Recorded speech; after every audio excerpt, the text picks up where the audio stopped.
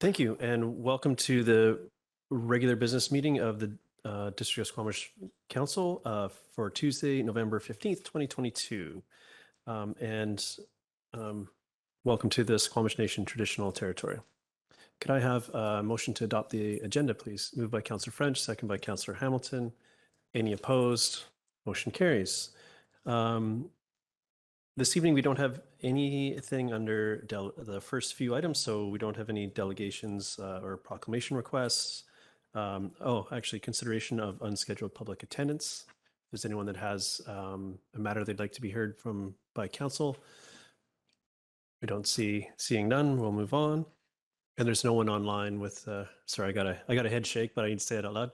No one online with the same. So moving on, we have no public hearings this evening. So we're on to our item 6, our scheduled or timed items. And item A is from Community Planning, Development Permit number 00016. And do we have staff? Oh, and Mr. Vilniskis is here to present.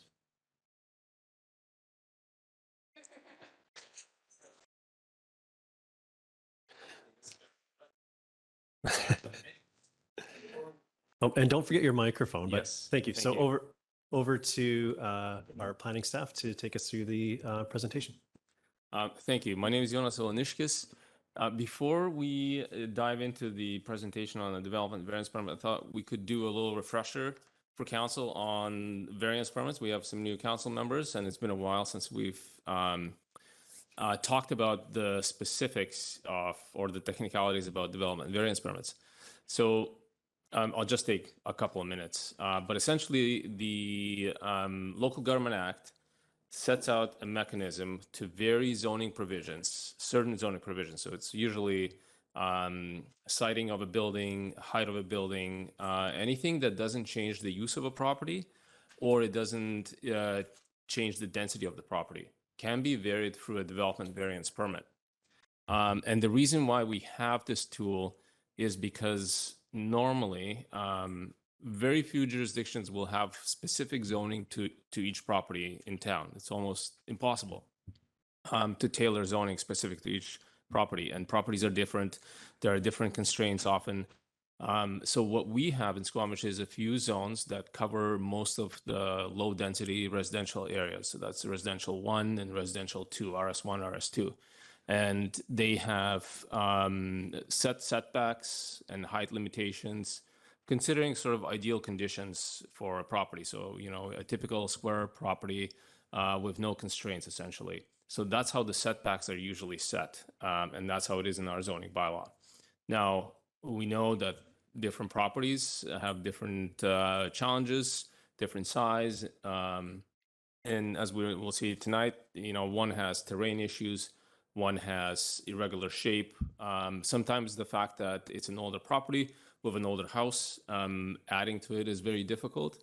So there is usually some rationale for why to use the development variance permit system.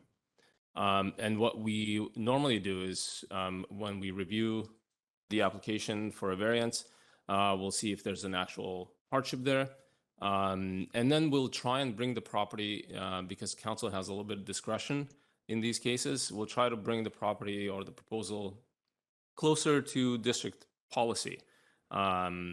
Essentially, if there was no variance, both of these applications would go straight to building permit.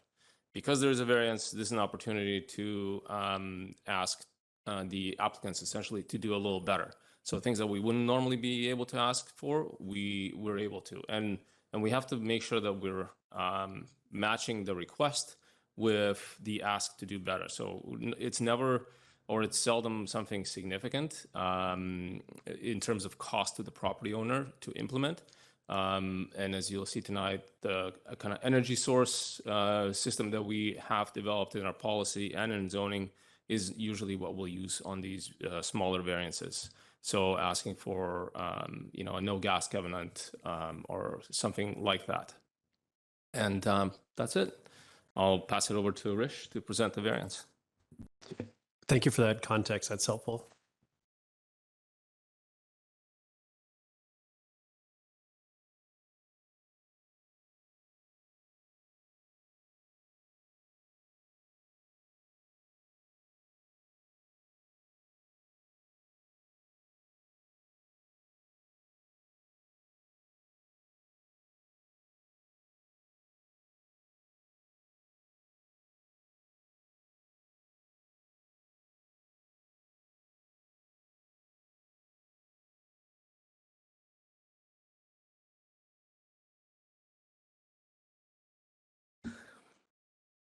Good evening, Mayor and Council. My name is Vrish Prahalad, planner with the Community Planning Department.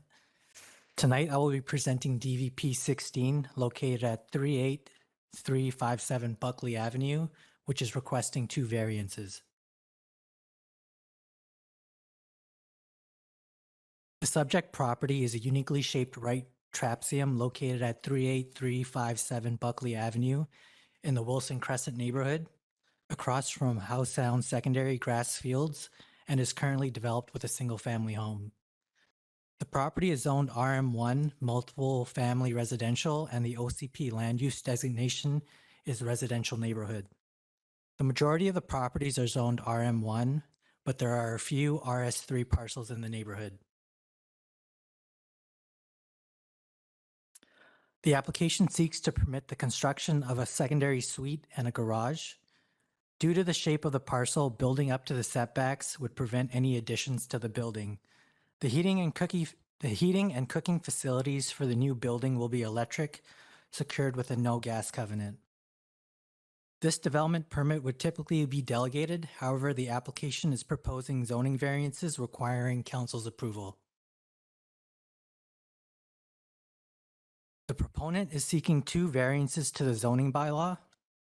The proponent is requesting a reduction in the rear yard setback from 9.15 meters to 4.25 meters, and a reduction in the side yard setback from 4.57 meters to 2.13 meters.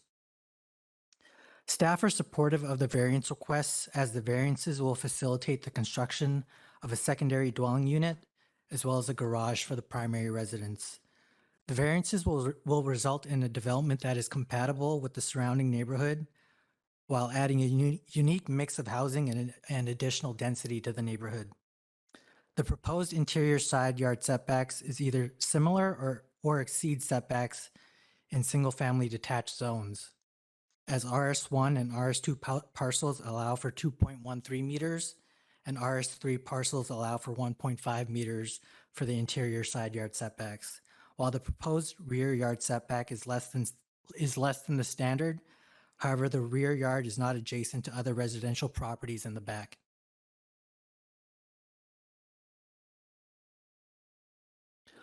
The Wilson Crescent neighborhood has been zoned RM1 for several decades. However, under current zoning bylaw, single-unit dwellings are no longer permitted in the RM1 zone. The majority of RM1 parcels contain single-unit dwellings. However, a broad mix of infill housing types is supported in this neighborhood. This application is in line with the Wilson Crescent microplan, as there is a demonstrated need for the variances to permit a reasonable use of the property. The variances will result in a development that is compatible with the surrounding neighborhood, while adding a unique mix of housing and additional density.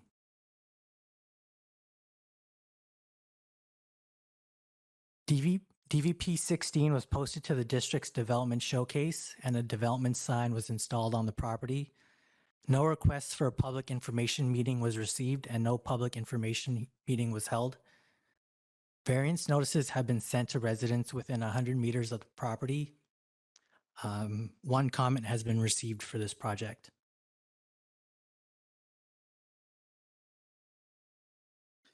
Staff recommend that the District of Squamish authorize the issuance of DVP 16 as presented for the property located at 38357 Buckley Avenue, subject to a no gas covenant, a flood covenant, and a noise and vibration covenant, and that the mayor and corporate officer be authorized to execute DVP 16. Alternatively, council could approve the development variance permit without any conditions, or not authorize the DVP or refer this development back to staff. Thank you. At this time, I welcome any comments or questions. Thank you. Council. Councilor Stoner? Thank you. Through the chair, previously when we would look at DVPs like this, especially for those that are providing secondary suites, we would add a covenant that it can't be short-term rental. I'm assuming we don't need that anymore because we have short-term rental regulations, but I just want to make sure that that is the case. Through the chair, that is correct. Thank you. Council, other questions? Councillor Pettingill, go ahead. Yeah, I just noticed in this and the next, we did secure some no gas covenants, which I appreciate, but we used the language of appliances and so on not being provided as opposed to not permitted. And I'm just wondering if staff can speak to the rationale behind that particular language. Through you, Mayor, we so the language in the council recommendation is pretty general, and I just took a look. Thank you for the question in advance. I took a look at our template, and the template does say not permitted. So, council, if you want to change the motion to feel more certainty, that's totally fine. But we would secure it essentially in the covenant with a lot more detail than there is in the council motion. Thank you. Are you no follow-up? Okay. Any further questions here? Seeing none, I'll venture my own. I was curious around the future uses, sort of allowable uses of the adjacent property to at the back. And as one of the variances is getting quite tight to that back property line. I know currently there's nothing happening there and nothing in this development accesses from that way. So, however, just sort of what are the possibilities there and how, and how is staff considering that in the recommendation they've made? We don't have any information in terms of what the changes could be in the rail right away or the rail corridor. It's quite likely that intensity might increase or change over time. So one of their recommendations is to put a noise and vibration covenant on the property. But other than that, it's sort of, we're looking at it as an area that's already used. This is adding another suite on a house. So whether it's a few meters closer or not, we don't consider that to be a significant impact. Okay. Thank you for that. Councillor Hamilton. Thank you, Chair. I noticed that the concern raised by a resident was regarding parking. I also noticed in the plans that there are 3 parking spaces provided on the property. I would assume that this would mean that there would be ample parking on the property provided for the tenant of the new property. Is there any way to ensure, or is there an assurance that if the DVP is granted, that parking will be provided on site for the dwelling unit? Through the mayor, currently single-family homes require 2 parking spaces and the secondary suite requires 1. The plans are showing 3 spaces.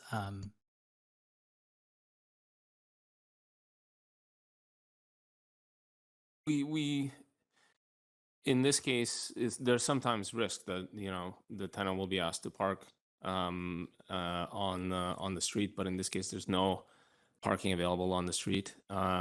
So it's something that we could try and regulate, but it's very difficult to enforce. So we wouldn't recommend making that a motion. Thank you. Any further questions? Or if not, is someone ready to make a motion? No.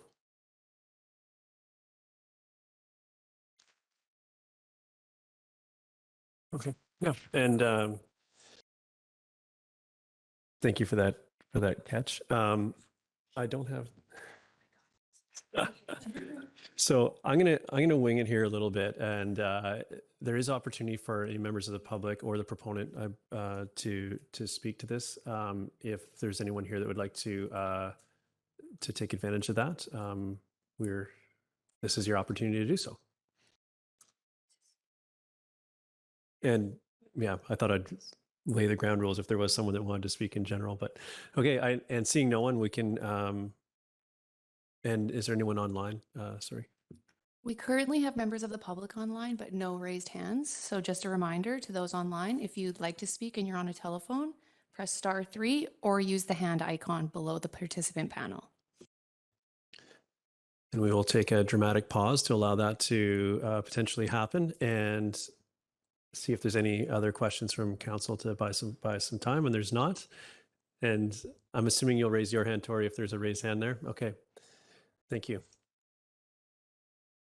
Well, seeing as we have no one taking us up on the opportunity to speak to this, we will back to council to entertain motions. I'll move the staff recommendation. Thank you. Seconded by Councillor Stoner, and that's the entirety of the staff recommendation. Thank you. Would you like to speak to it? No comments. I'm going to go this way. Go Pettingill, Anderson, and then Stoner. I'm going to attempt an amendment that we amend the language to use the word permitted instead of provided, and I'll speak to it if I get a seconder in terms of the covenant. Seconded by Councillor Stoner. So speaking on the amendment. Yeah, I think this is an important consideration. I take Steph's point that our template does use the words permitted. I think just for consistency, it's good to articulate that in our resolution. We have seen Fortis as well basically buy people appliances to try and secure long-term customers. And so when we are, this is one of our considerations, one of the things we are trading for some variances and so on. I think it is good to be specific about what we want and secure this for the long term, which sounds like is our intention anyway. So let's just be clear about it. Thank you. Any other comments? So with that, I'll call the vote on the motion. All those on the amendment, all those in favor of the amendment. Thank you. The amendment carries unanimously. Now back to the main motion as amended. And I have Councillor Anderson next on the speaking list. Thank you. I'm going to speak in favor of the motion. I don't have concerns regarding the applicant's proposal and the parking plan included. I would like to comment on something not directly addressed in the report, but it is addressed in the Wilson Crescent micro plan, and that is the issue of heritage homes. There are approximately a half a dozen houses that were identified in 1993 as possibly deserving a heritage consideration. And this is one of them. This is the former castle property. It is a character home, and I assume in fair to good condition. And I think that the applicant should be commended for the attention given in this project plan to retaining the character features of this home that is in a very high profile, high traffic location.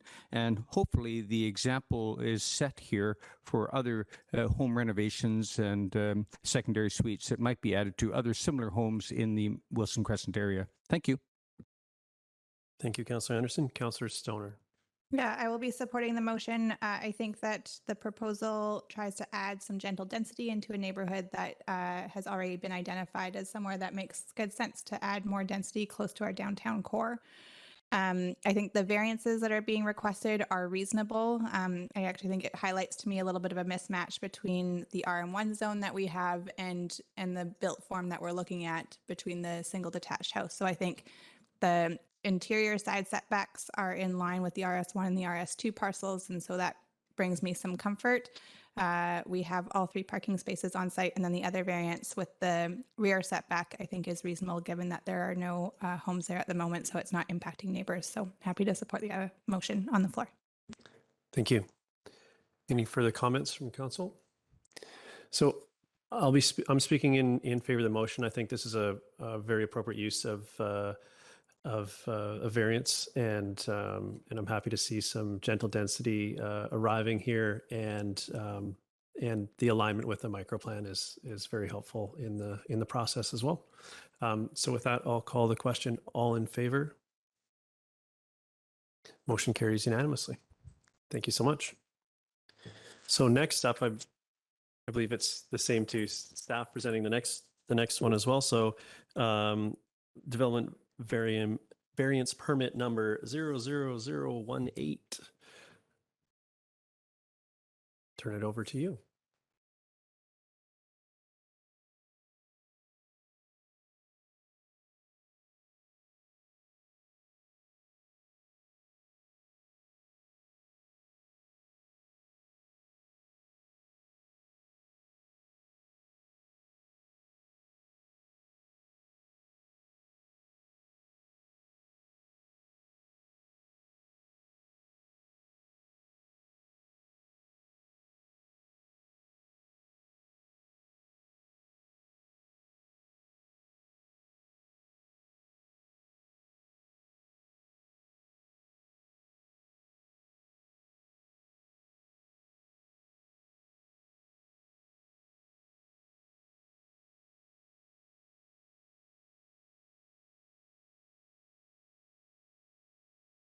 Tonight, I will be presenting DVP 18, located at 41349 Horizon Drive, which is requesting one variance. The subject property is a steep slope lot at 41349 Horizon Drive and is currently an undeveloped parcel. The property is zoned CD 83 and the OCP land use designation is residential neighborhood. The neighborhood is zoned CD 83 and RS1. The application seeks to permit the construction of a single unit dwelling and a secondary suite. The heating and cooking facilities for the new single unit dwelling will be electric secured with a no gas covenant. The proposed home will be embedded into the slope. The developable area is constrained by the topography of the land. This development permit would typically be delegated. However, the application is proposing a zoning variance, which requires council's approval. The proponent is seeking one variance to the zoning bylaw. The proponent is requesting a reduction in the front yard setback from 7.62 meters to 6.28 meters. Staff support DVP 18 as the 6.28 meter front yard setback will allow for the parking in front of the home and will move the building away from the steep slopes at the rear of the property. DVP 18 was posted to the district's development showcase and a development sign was installed on the property. No request for a public information meeting was received and no public information meeting was held.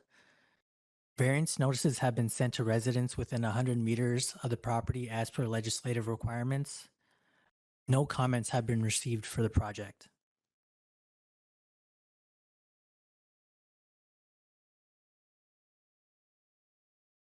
Staff recommend that the District of Squamish authorize the issuance of Development Permit DVP 18 as presented for the property located at 41349 Horizon Drive, subject to a no gas covenant, and that the mayor and corporate officer be authorized to execute DVP 18.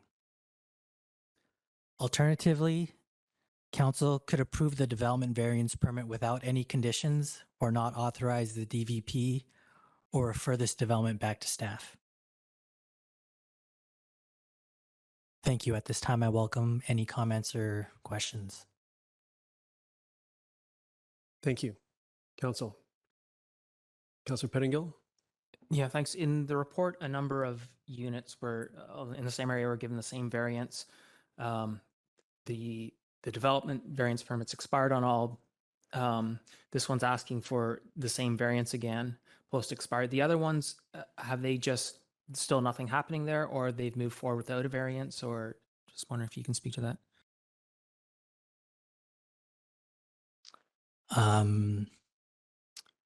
A development variance permit expires after 2 years if you don't get a building permit. Several of the homes have already started construction. They've already received their building permit.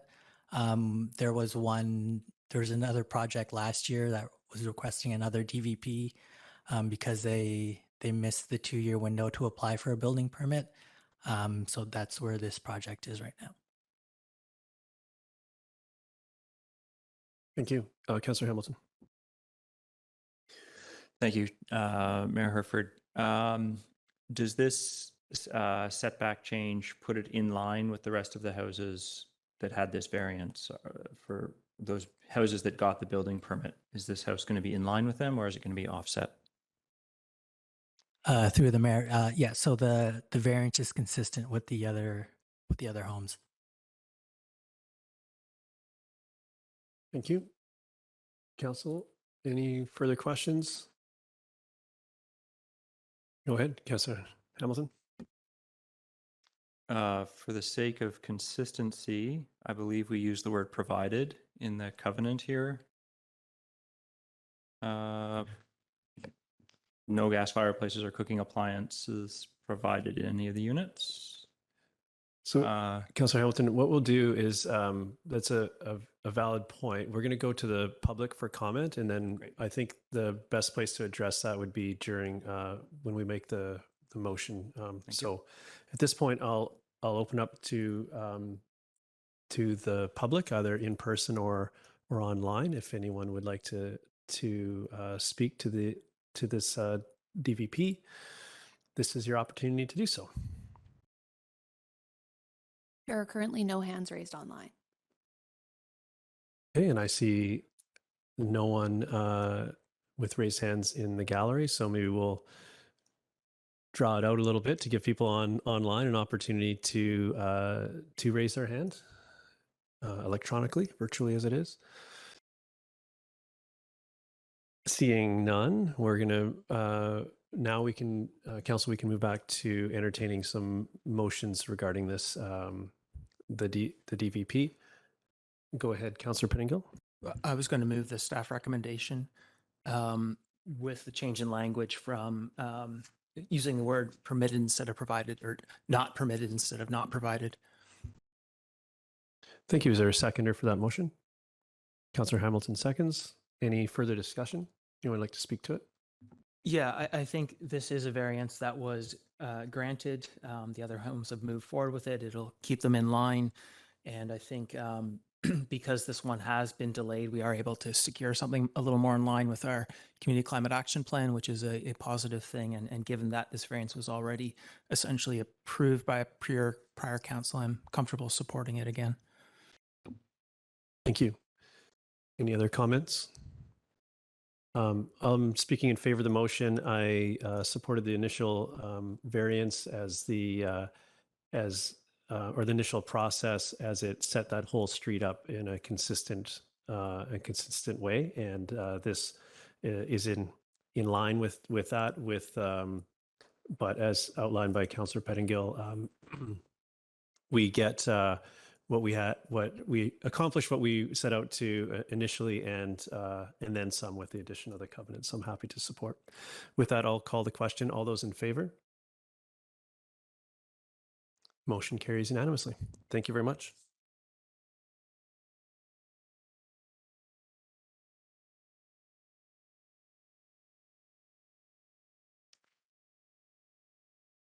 Moving on now to the consent agenda.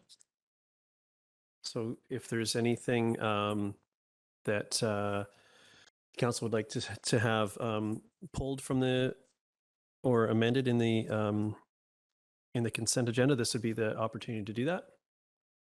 Yes, Councillor Pettingill. I wanted to pull letter 7B3 from Trans Mountain. Okay, thank you. Anyone else?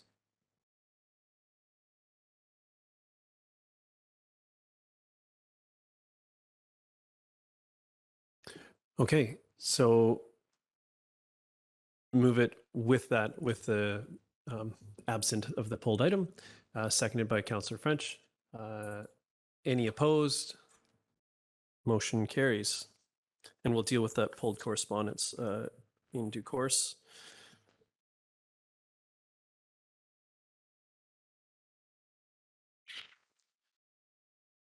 So next we're on to item 9A, first three readings, and that's the District of Squamish fees and charges bylaw. And are we presenting Roland? We need a staff member for that. He's on his way. Should we give him let's take a 5-minute recess as he gets here, and we'll have to get set up as well. So I think 5 minutes is reasonable. Thank you.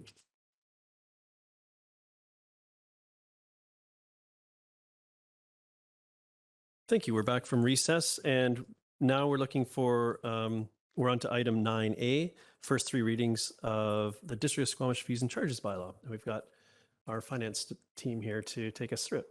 Over to you, Mr. Russell. Thank you very much, Mayor, members of council, members of the public. We're going to talk about utility fees and charges. We had touched on this earlier this afternoon in our meeting, and provided some explanation of the various charges. What we're asking for today, what our objective is to get the first three readings of bylaw 2942, a bylaw to amend bylaw number 2012, which is the rates and fees bylaw. Fees and charges. Always a different name for these things.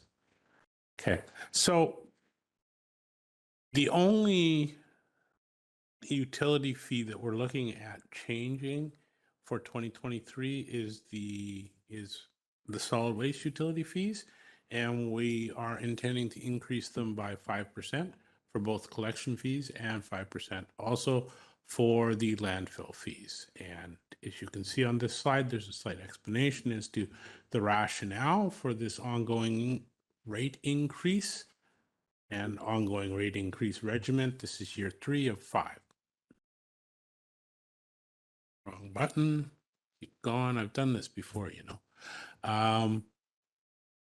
These are some highlights with respect to what the utility rate increases would be for various residential properties. And as you can see, the increase for solid waste is $10 for a small tote, $20 for a medium tote, and $30 for a large tote, in combination with other utilities that a residential house would pay for, property, I should say. The total increase in utilities for 2023 over 2022 ranges from 1% to approximately 1% to 2%. This is a listing of the associated rates at the landfill, and I acknowledge the fact that it's rather small, but I believe that in your package you have an actual full-size bylaw, and so you will be able to see what the new rates are for next year. Again, most of the rate increases are in that 5% range. Some are a little lower, some are a little higher. That is the value that we are targeting, and these rates have been calculated and provided to finance by our solid waste team. At this point, that is all the information I have for you, and I'm going to stop and turn it back to the mayor and open this discussion for questions if you desire. Thank you so much. Council, questions? Okay, I'll take a stab at one then, seeing no others. I was just curious that the last chart, thank you for including that. I saw you mentioned that the rates work out to around 5%, but they do vary from, I think 3 was maybe the lowest there. And what is it purely based on cost recovery that those rates move across the board and not just a consistent 5, and they move differently, or is there some other consideration that staff used when determining those? They are based on cost. These are cost recovery rates, so that is correct. The other rationale is for ease of calculation and billing purposes, we prefer to have whole number rates as opposed to rates. If multiplied out to exactly 5%, you would end up with rates at $22.42 or something like that. So in an attempt to generate rates that are based on whole numbers, we have rounded them off to the nearest whole number, and so that's going to influence some of the ups and downs. I think the other thing is that even within there, I think there's a little bit of flexibility. Our solid waste group does look at, excuse me, the overall cost of these varying different types of wastes, and in comparison to rates charged here, rates charged at Whistler, for example, rates charged in the city, and we're trying to find an appropriate balance. So some might get pushed up a little bit more if there appears to be a bit more room, and likewise they might not be pushed up quite as much if for competitive reasons it would appear that we're getting a little outside the band, let's say. Thank you for that. Any questions at all, Council, before? Yep, go ahead, Councillor Hamilton. This may be a too detailed a question for this forum. I apologize if so. In the detailed fees, gypsum board you have listed as pre-1990 being $381 per ton. Is that supposed to be post-1990? Because it's usually the after 1990 that's acceptable and the before 1990 that's unacceptable in the landfill. Sorry if that's too detailed. That is a technical question that I cannot answer at this time. If we have someone on the line from solid waste, they may be able to. Otherwise, we certainly could get back to you with that.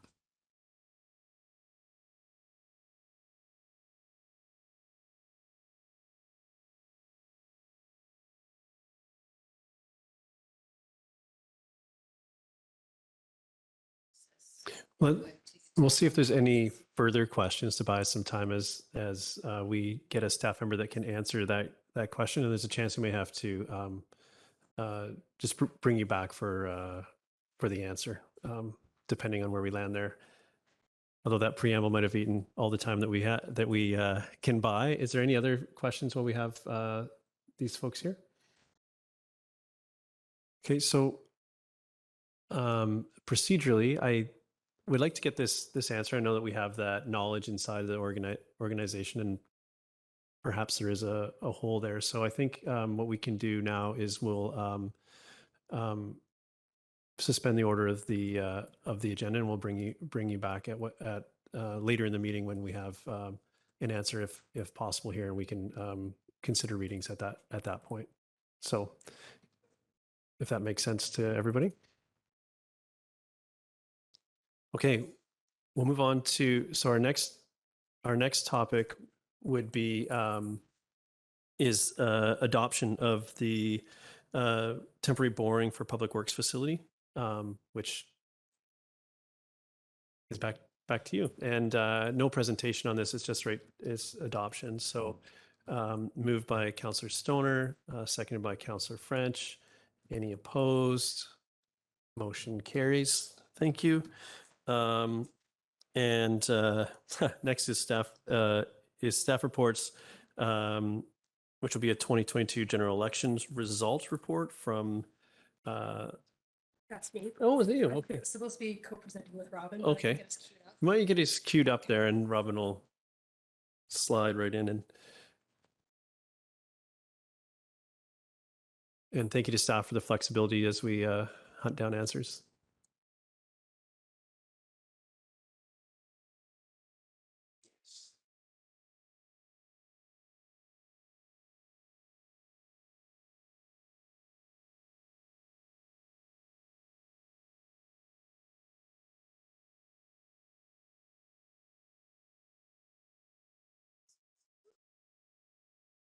Oh, okay. We're going to get some technical support here.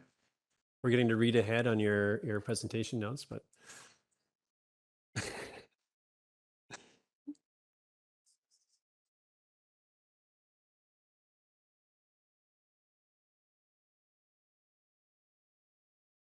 Could.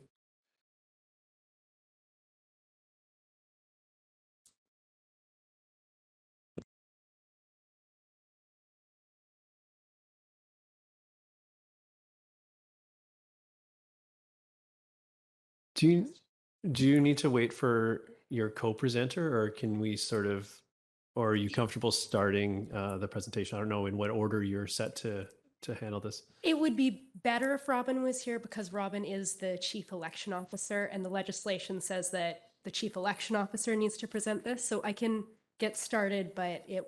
I think I appreciate that it took a second to get there. I think we can. Yeah. I think we should wait on this one, and we'll move on to our guests as that's the next item on the agenda, and then we can go back and see if we can. Oh, there's Gary. So I think we can move on to the next one. We'll come back to this one. I'm sorry. I suspended the order so we could have time to get the answer, and I appreciate you were chasing that down. But now we're on to your presentation. So I hope you. Okay, so you're doing it. I'm doing it. You just have to sit here. Yep. Good evening, Mayor and Council. My name is Melissa Fambluto. I'm the Legislative Services Supervisor and one of 2 Deputy Chief Election Officers. And today I'm presenting on the 2022 general local election results, together with Robin Arthurs, GM of Corporate Services and Chief Election Officer. This report is a legislated requirement pursuant to Section 158 of the Local Government Act. The Chief Election Officer is required to present a report of the election results to the local government within 30 days of declaration of the final results.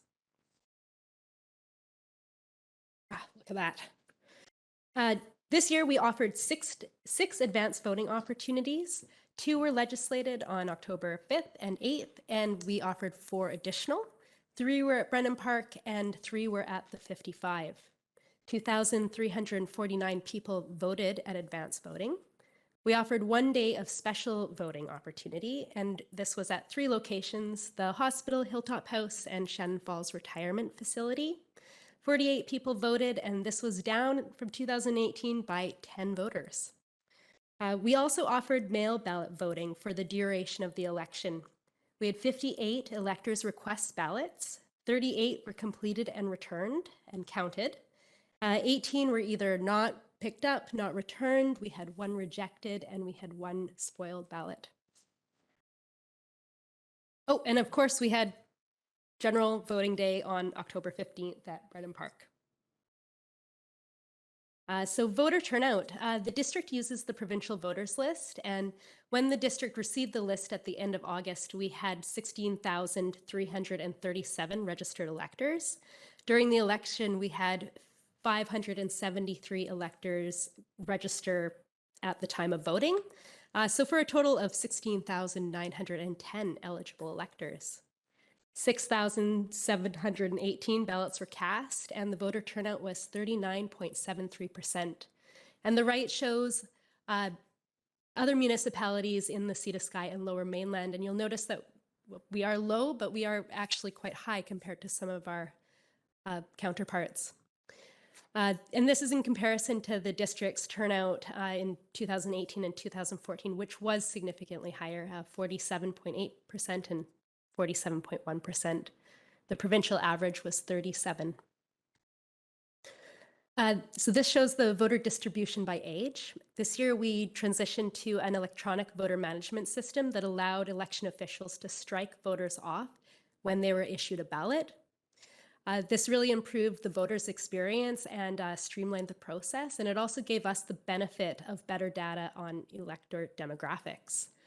Our oldest voter was 105 years old, and of 18-year-olds, we only had 28 electors vote. So turnout was really low from 18 to 25 and highest from kind of the 30 to 50 age range. So looking ahead to 2026, our main goal is going to be to improve voter turnout, and we're planning to do that, and we're considering to do that by a few ways. The first is mobile advanced voting opportunities to reach a wider section of the community. This includes offering voting opportunities at Brennan Park and Garibaldi Estates and maybe the Highlands, rather than just the 55 in Brennan Park. We also are thinking of adding an additional voting location on General Voting Day. This will depend on population growth and will likely be at Don Ross in Brackendale. And there's also an opportunity to facilitate educational opportunities for electors that focuses on the importance of voting and the municipal election process. This year, we added 1 mail out that went out with the tax notices that encouraged people to register. And we think that another mail out closer to the election with all the candidates' names and all the voting information in one handy sheet would be beneficial as well. And successes from 2022 and before that we're going to keep using into the future. And it's going to be, It's going to focus on modernizing the election process as much as possible. We're going to keep using the tabulators as they've proven to be very accurate and efficient at scanning the ballots. And also keep the electronic voter management software. we really found that this improved the voters' experience and streamlined the process for them. Yeah. Thank you. Thank you. Councillor Stoner. Thank you for the fulsome report. I think we're all a little bit disappointed to see the drop in election or the number of folks who turned out, but it's always nice to know that we did better than Whistler, at the very least. But two things that did really jump out at me, what I heard from folks. Mailouts before voting day, I think, would go a long way. When I was door knocking, a lot of people said, oh, I haven't got my voter card yet, or I don't know where to vote. And so I think something from that perspective, just because that's what happens at the provincial and federal level, it's something that people were expecting and they didn't get. And also love the idea of trying to generate more of that younger vote and doing some of that outreach. It will be important. And maybe we can mobilize our youth council members to start doing some engagement with their peers. Thank you for the report. Thank you. Councillor Greenlaw. Thank you. Through the chair. I was wondering if you have demographics on the age distribution within the population, i.e. what I'm trying to say is what percentage of each age group actually voted? We could probably find that out through the census data, but what I do have is the number of registered voters in each category compared to the number of people that voted. So it doesn't represent our entire community, but it would represent eligible voters on the voters list. Yeah, and further to that, I was wondering if that information might be a useful tool for how to best engage with those populations to get a better turnout. I was also wondering, I know historically we've done like shadow council in the local high school, have we not? And that might be an interesting way of engaging people, you know, getting them young as you can, educated about democracy and how it functions in municipal government. Yeah. Thank you. Thank you. Councillor Pettingill. Yes, thank you. It was a smoother process for me this year and or this time, and I really appreciate that. So thanks to the voters as well, I guess. But it was a very smooth process to go in and vote. So thank you. Just in terms of the data, is this data all available from Elections BC, or is some of the data age-based and so on? That's from us, and is that on our open data portal, or what access do people have to that? I can start, but so that information is contained in the electronic voters list software. So it's incorporated into the service that they provide. So it is a little bit limited on what I can provide. And right now we haven't opened that up. But we do have the opportunity, just as we put the graphs in the report, we have the opportunity to generate reports from their information. Then we can provide it to the people who are maintaining our open data portal. Okay, thank you. I think some people might appreciate that. The other sort of related question, when you're talking about some of the tactics you're looking toward for 2026, does Elections BC do like surveys about, you know, what stopped you from voting and sort of to support the sort of decision making we might make, or is it on us to fund and do that ourselves? I believe, and I'm going to shoot from the hip a little bit, but when Elections BC does that kind of surveying or going out, it's very specific to provincial elections, because that is although they provide oversight for the municipal elections, they really operate at a provincial level. And I think that anything that we wanted to do towards our community would be done by us at our level. Now, having said that, there would be nothing to prevent either the municipalities, you know, we're having a debrief with all of the election officials across the province that belong to this discussion forum. And there's like 130 of them, like out of the 170. And we can bring that up in there to maybe do a group suggestion. And there's nothing to prevent that from being a suggestion to UBCM as well, that maybe the province look at some surveying at the local level, not just at the provincial level. Thank you. I had a quick question before I go back to Councillor Stoner and then Councillor Greenlaw.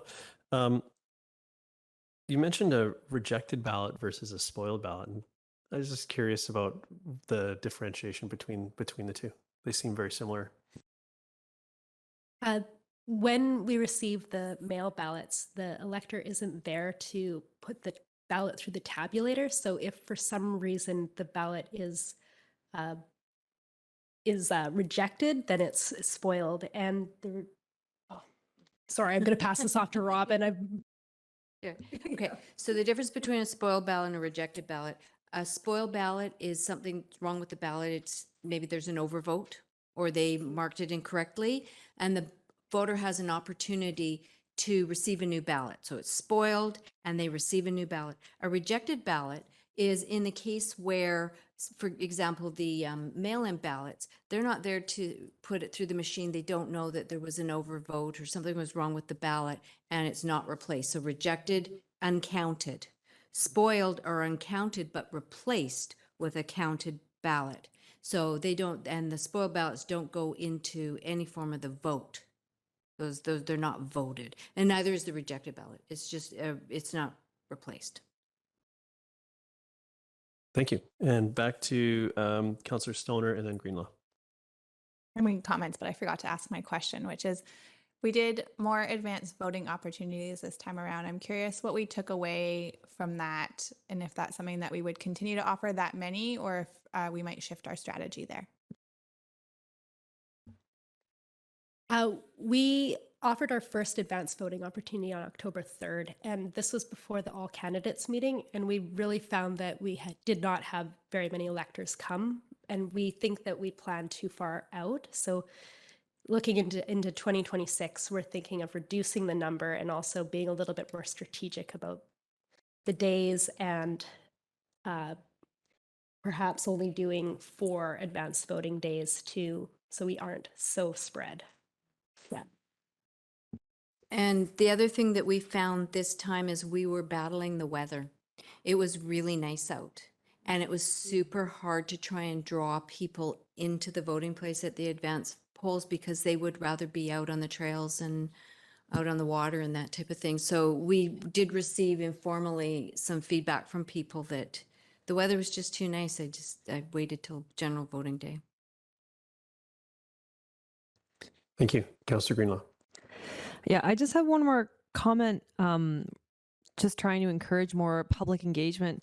I had a number of people say that they didn't have enough time, like they didn't have enough opportunities to speak to the candidates, which is a little bit frustrating because I know on my part, I tried to hold many like coffee meet and greets, and the consensus among the people who I talked to who did that, there was a very low turnout for those.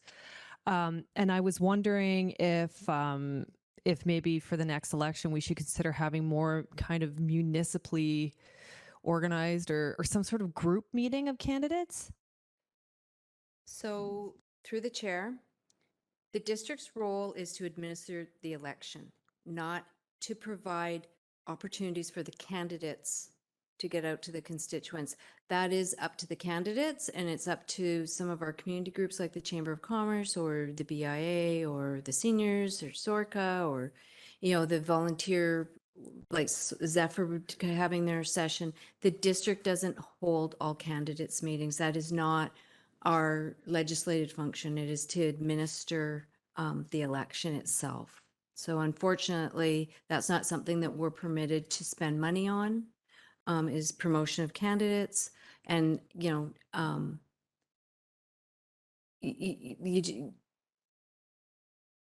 we just want to stick to our legislative function of putting on the election. So basically that needs to be done privately, essentially. Yes. Okay. Thank you. Thank you. Any further questions on this, or?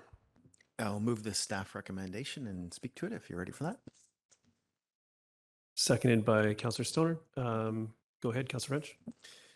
Thanks, Mayor. And in supporting this motion, I'll take a moment to acknowledge those who weren't elected. Throwing your name into the hat for this past election was a bold move in Squamish, I think.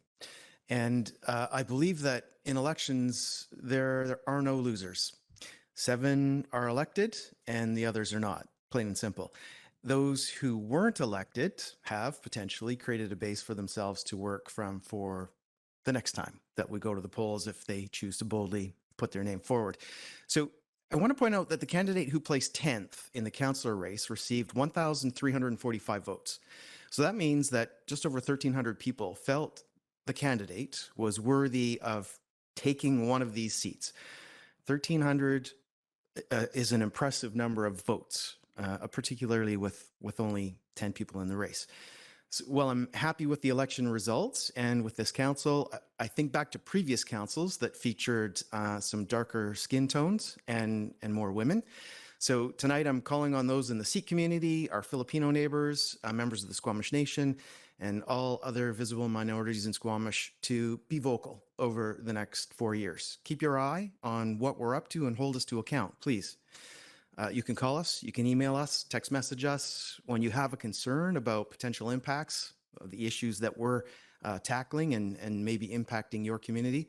And I have the same message for women, for seniors, for young people, for the LGBT plus community, and anyone else who feels that they aren't directly represented by this group of councillors. Thank you. Thank you, Councillor French. Any other comments? Councillor Stoner? Thanks again for the report and to staff for all of your work on running a very smooth election. There were lots of things that were challenging, but I think everything that I heard was that people had a smooth experience casting their vote. And so thank you for doing all the hard work. I know you put on your chief election officer hats and your deputy officer hats while you're still doing your other jobs. And so it's a huge lift for our staff, and thank you for doing it. Any other comments? Yep, go ahead, Councillor Greenlaw. I'd like to thank you as well. It took me like 3 seconds to vote. It was awesome. And I'd also like to second what Councillor French said. Representation is incredibly important, and so is equity. So thank you for sharing that. Yeah, go ahead. Sure. Yeah, and I, you know, again, it was a very smooth process. I think it is something that's been mentioned a few times now. Councillor Stoner raised it at our inauguration as well. And I think that's maybe, you know, in our strategic planning and future budgets as we look at the idea committee and where that goes, those are some opportunities for us to figure out how we as leaders in this community make sure that the next election is a little more diverse. And so it's something in the back of my mind of where our opportunities to expand the field going forward. Thank you.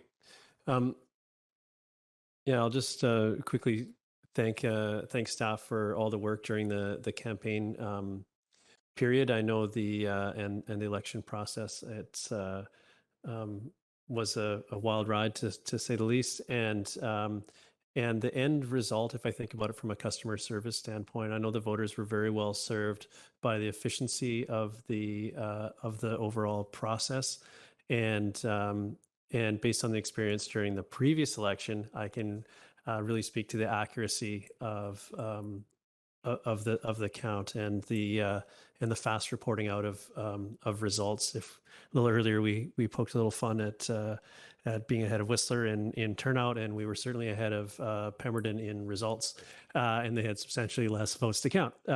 So just to keep some in Sea to Sky rivalry going here, but the process was painless to get out and vote, although it did cost a small percentage of those beautiful sunny days. But I really do appreciate the process. It was incredibly efficient, and the community was well served with your work. So thank you so much. And with that, I'll move receipt of the report, the staff recommendation. But, oh, we were speaking to it. We'll call. Sorry, I missed that part. All right. Any opposed? Motion carries. Thank you.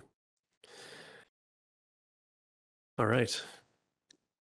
Next up, community planning and sustainability. Or do we want to? We're going to circle back to the utility rates, and then on deck will be the Central Estuary Restoration Project.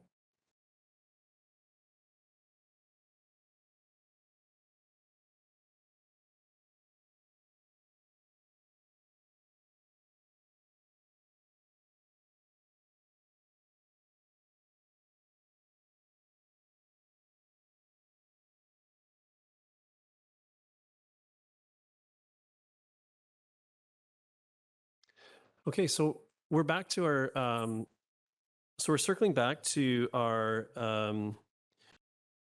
district fees and charges bylaw around utility fees. And there was a question that we couldn't get answered initially. So we're coming back to it now. So I'll turn it back over to staff. Thank you. Through the chair, my name is Chris Wickham. I'm the Director of Engineering, and I've been on the phone to our integrated solid waste specialist, Shannon White, and we've done some digging. And excellent question and good catch.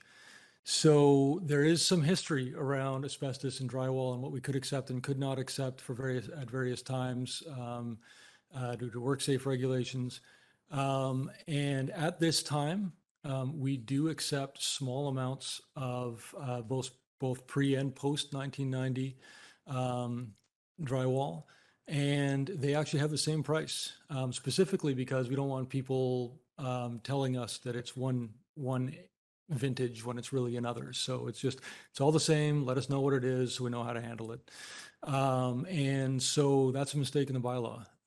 So we'd like to just ask that we pass 3 readings of a slightly amended bylaw, just taking out the parenthetical pre-1990, and we'll have it fixed up for 4th reading. Thank you. Am I correct in assuming that well addresses your question, Councillor Hamilton? Yes, thank you, Chair. That well addresses my question. Yes. Thank you. Thank you. So to be clear, it's schedule, sorry, I'm just shoulder reading here. So that change will be accounted in schedule 20, and we will and we'll see that back at and we'll be able to the safety check will be seeing that we'll see that reflected at adoption as reflected in the motions now, but we'll see it there in adoption as well. Okay, so when we adjourned, we hadn't moved it. Is that correct? So okay. So now with that answered, I believe that was the final question at the time. Can we have a mover of the motion or the staff recommendation as amended? Councillor Hamilton, thank you. Seconded by Councillor Stoner. Any further comments or discussion on this? Yeah, go ahead, Councillor Pettingill.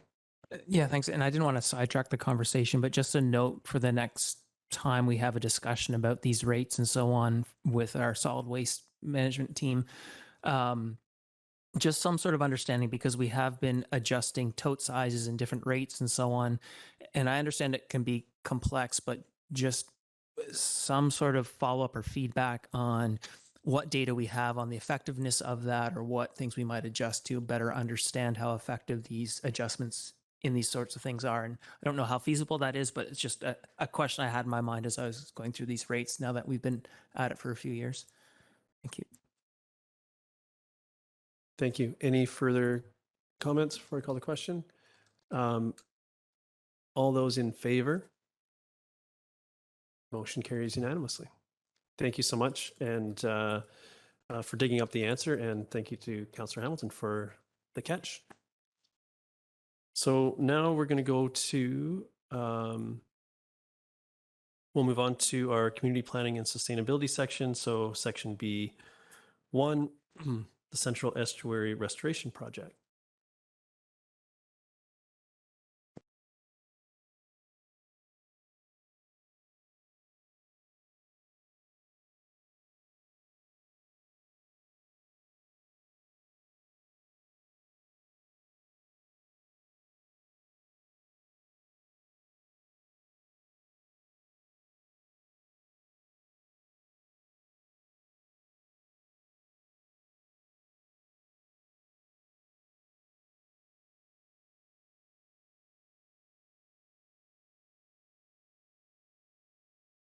Thank you, Mayor and Council.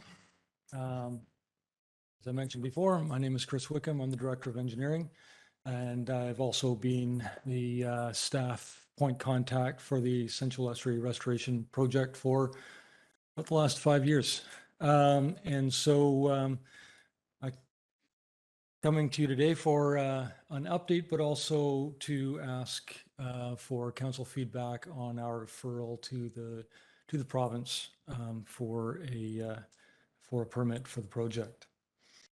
So quick background, the point of the entire project, there's been a multi-phase project over many, many years, is to improve juvenile salmon survival as one of the key species on the coast and key prey species for the resident killer whales in the Salish Sea. The idea is to increase access to crescent slough for fingerlings for rearing. And as I mentioned, there have been many meetings over many years for the affected parties and the SERP team. The SERP team is made up of the Squamish River Watershed Society, Squamish Nation, and the Department of Fisheries and Oceans. In 2019, the first shovels went in the ground to put a large box culvert in, linking into Crescent Slough. And then another large culvert the next year. And then the year after that, the first phase of spit removal. So that first phase was the first 300 meters, kind of from what used to be the turnaround on what is now the island, and 300 meters north of that. And what was left behind, you can kind of see in the graphic down below, is a weir is left behind. So a weir is sort of like a dam, but the water goes over it sometimes and not other times. So at low tide, it's dry. And about 80 to 90% of the time, it's wet. And so the fingerlings have an opportunity to cross over before they get shot out into the deep water, and the predators there and can find their way into the slough for rearing. Proposed works for this winter from the SERP team is to remove another 550 meters all the way back to the Yellow Gate, again leaving a weir. The District of Squamish is not a partner in the project and doesn't actually have a lot of permits to give. I think we did give a noise permit so they could work at low tide in the dark. But beyond that, our main role is through this referral process. We do have tenure out on what is now the island, I should say, sorry, I do have Nav Triplet on the line as well from our real estate team. So if there are any questions about our tenure, she can answer those. She's here to support. Our main role, other than through our tenure there on what is now the island, has been in participating in various committees, including co-facilitating the Vision Committee. We co-facilitated with Squamish Nation, and that was really looking at the most heavily affected stakeholders, especially wind sports, tourism, Squamish, and to some degrees terminals. Really terminals. The second committee was really focused around the impact on terminals. And so we've met really up until January of this year, looking at the first phase and the details of what that would look like for interim access, as well as looking at what long-term access options might be. And we're expecting to restart meetings as well, looking at the phase 2 project. There's also the technical committee, which is really focused on the impact on terminals and had people from Transport Canada, Ministry of Finance, the SERP, or Forests, not Finance, Ministry of Forests, and the SERP team really looking at various technical reports and looking at the impact on navigation.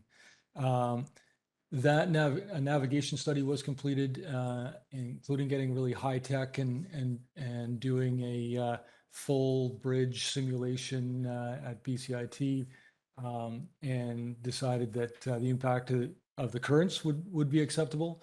The sedimentation and woody debris studies were done for the first 300 meters. With the understanding that there would be follow-up and a look at what the actual impact was.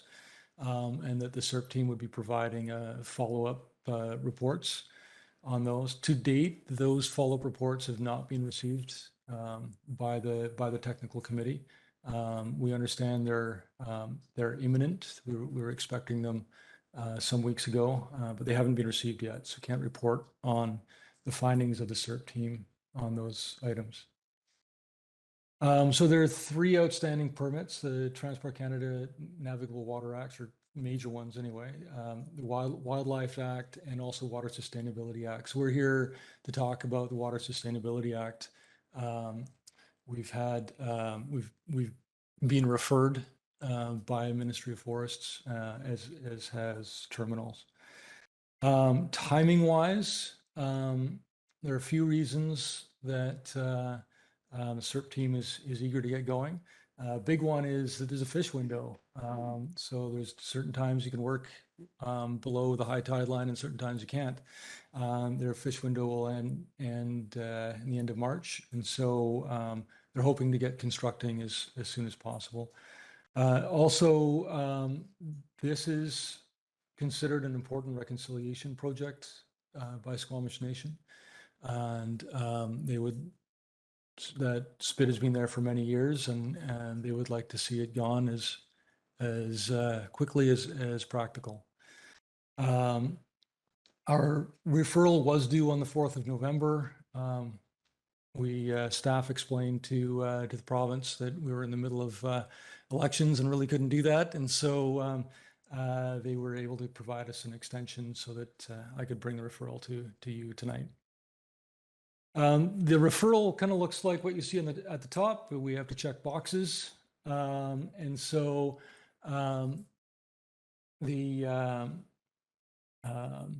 options are, as you can see on the screen there and in the RTC. Squamish Terminals also has a referral, as I mentioned. We can speak to basically anything that council wishes. So if we choose to recommend the project or no objection to the project subject to conditions outlined, they can be anything the council desires. It's not just limited to our tenure at the spit. And specifically that can include recreation access, but also terminals and anything else.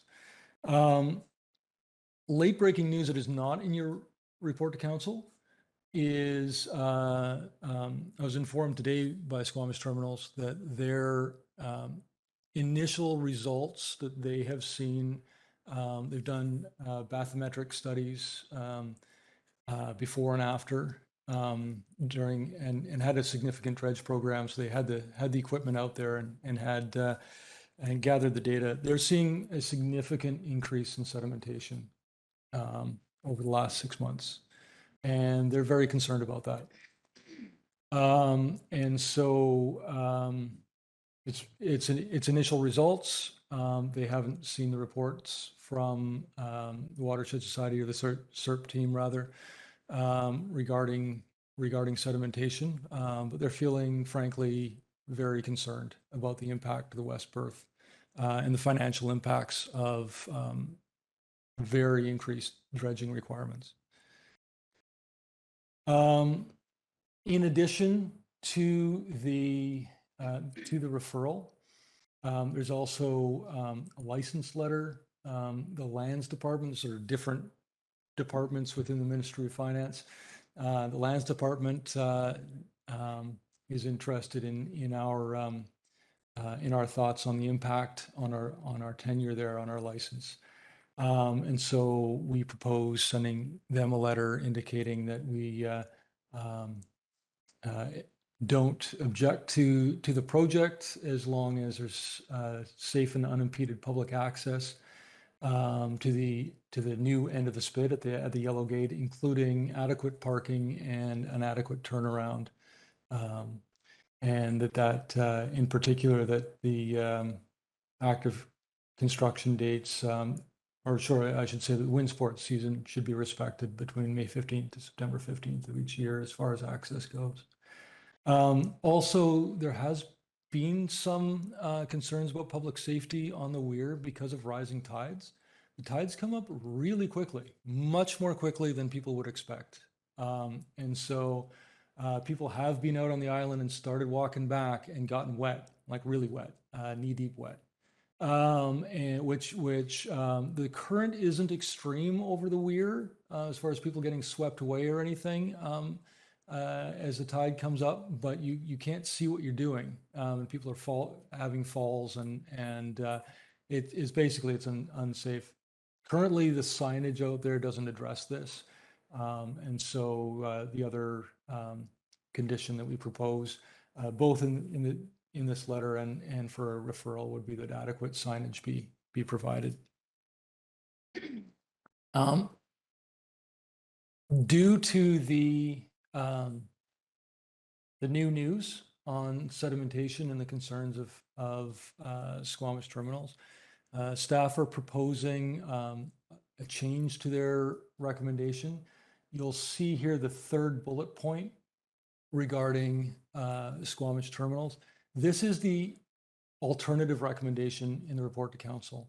Staff are simply proposing or are simply recommending pulling up that alternate recommendation and specifically outlining not only the access and signage for public safety, but also that the project should demonstrate no impact to the viability of Squamish Terminal's west berth, including deleterious impacts to navigation, sedimentation, or woody debris. And also, of course, that the letter be sent to Ministry of Forests. So sorry for the late change on the recommendation, but it's been a busy day digesting the new information. Thank you very much for the presentation. We'll go to council for questions. I've got Councillor Stoner, followed by Councillor French. Thank you. Through the chair, thanks for the presentation and the last minute addition. The staff report says that a condition of approval of the first phase of removal was monitoring of the effects of sedimentation and woody debris. Who put that condition in place? And so who is the project responsible to proving that condition? Is that a provincial condition? Is that our condition? Thank you. Through the chair, I believe that's a Transport Canada condition in their Navigable Waters Act permit. And then just subsequent to that, it says that the report is imminent and is to be reviewed by the technical committee. So I was kind of on a similar line before this new information, but I'm just curious if it makes more sense that we reframe it a little bit so that that condition is met and the technical committee accepts the monitoring and reports as opposed to the language that we have here. And I'm just curious about the trade-offs there because there's already a condition in place. So I'm just trying to understand how we utilize the process that's existing to see the outcome that we want, which is that there's no impact on the terminals. But we already have a technical committee. There's already a monitoring and evaluation report that's coming forth. So I'm assuming that we just need to get that approved by the technical committee. Through the chair, those are excellent questions. So this proposed condition would essentially put it to the judgment of the province, really. And I agree that the province and the people reviewing the Water Sustainability Act aren't necessarily the technical experts. So that's an excellent point. The technical committee doesn't have the terms of reference of the committee aren't that there's some sort of vote. I mean, it's a place where everybody comes together and talks about stuff and doesn't always agree. And so I don't know that it would be practical to say that the committee must all agree.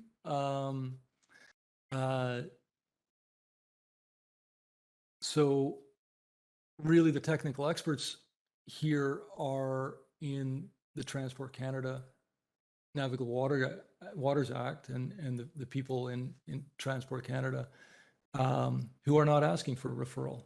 So I'm trying in real time to think about, how to do this as far as addressing your concerns. I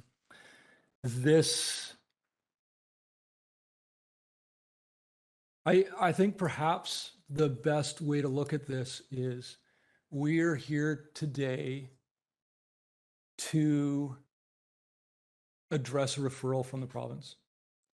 And so the referral from the province can say, we're concerned about this and we'd really like you to take the referral from Squamish Terminals very seriously, because we are also concerned. And then also realize that staff are working on the technical committee and with Transport Canada to try to ensure that the voice of terminals is heard, and it is heard very strongly by Transport Canada.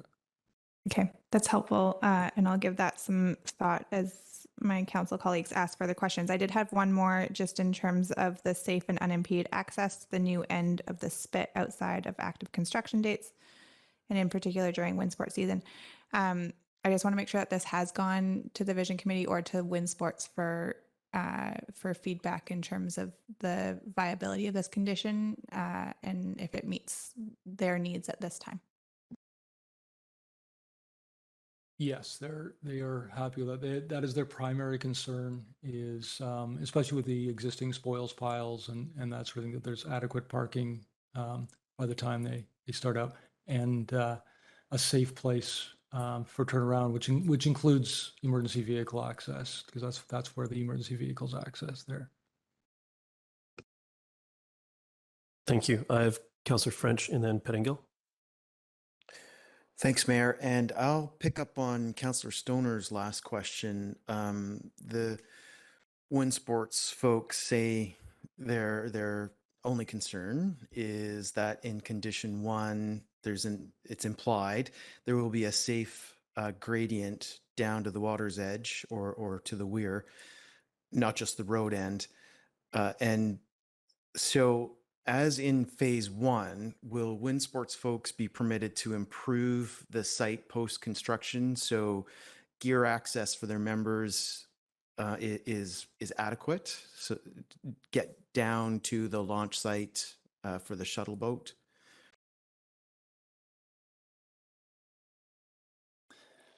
Through the chair, that's an excellent point. I think that, and we could add if council wishes, could add a note on safe access to the water. Just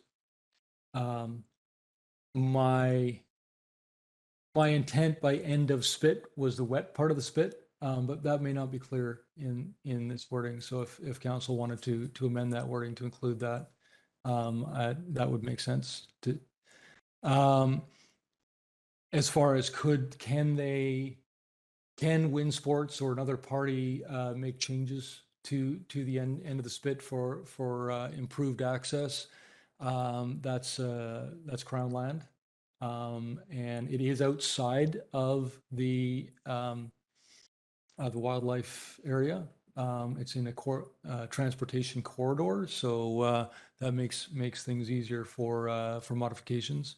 But that would be a matter they'd have to take up with the province on how they could do simple works. I wouldn't imagine that packing in rocks to the gaps to make a smoother ramp would be something that the province would object to, though.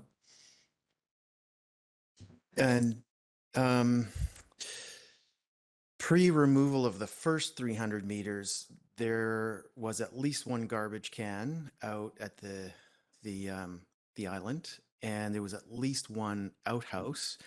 This past summer, unfortunately, those two facilities, amenities did not exist out there, and that created challenges. I'm wondering if staff could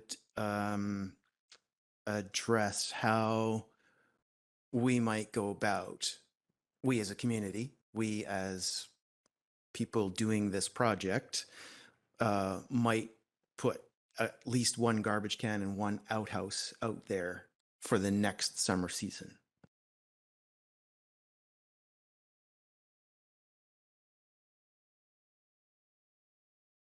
Through the chair, I am not familiar with the terms of the lease, et cetera, around such things, but Ms. Triplett has just popped up. Thank you. Can you address that? Sure, through the chair. So their license agreement did state with the wind sports that they would have a porta potty and garbage can out there, but of course now with it becoming an island, the access is difficult. I believe that by the yellow gate there is a porta potty and garbage, but I can confirm that with operations. And Chris and I did discuss this with Wind Sports Society, and we will be trying to improve things for the next season. So hopefully that answers your question. Not quite, but that'll do for now. I have one more there. In the documentation, we get an indication machinery used for the removal of this next phase will only be serviced and refueled a minimum of 30 meters from streams or water bodies. So does this mean moving the excavators, doing the work in this next phase when they need to be refueled will be brought significantly upstream where there is 30 meters on either side? And just so for context, in the first go around, there were times, at least one for sure, because I've seen a picture, where an excavator was fueled on the dike. No 30 meters, not even close.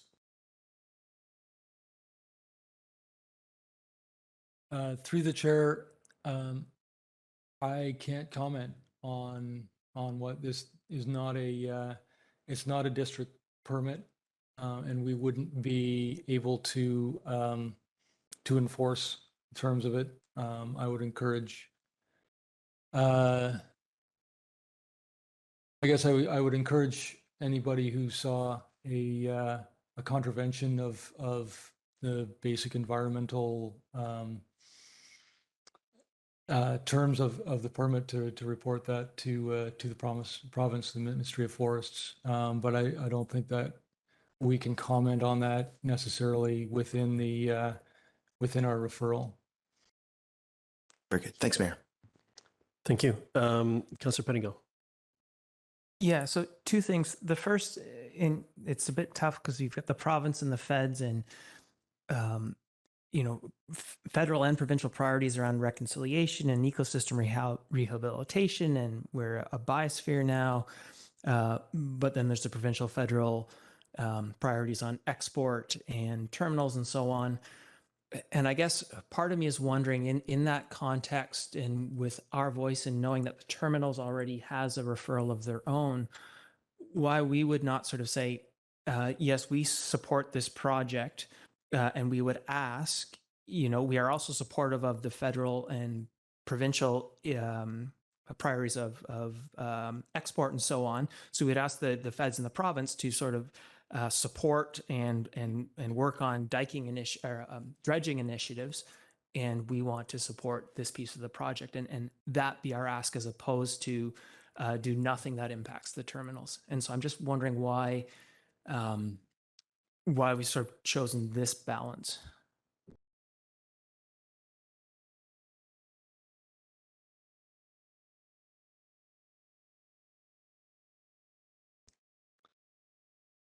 Through the chair, the staff have tried to be, I guess, as focused as possible on our jurisdiction and our lane, I guess, that the province has asked the municipality for our opinion. And one thing is to say, hey, the Squamish terminals is really, really an important thing, and the viability of the Western Berth is important.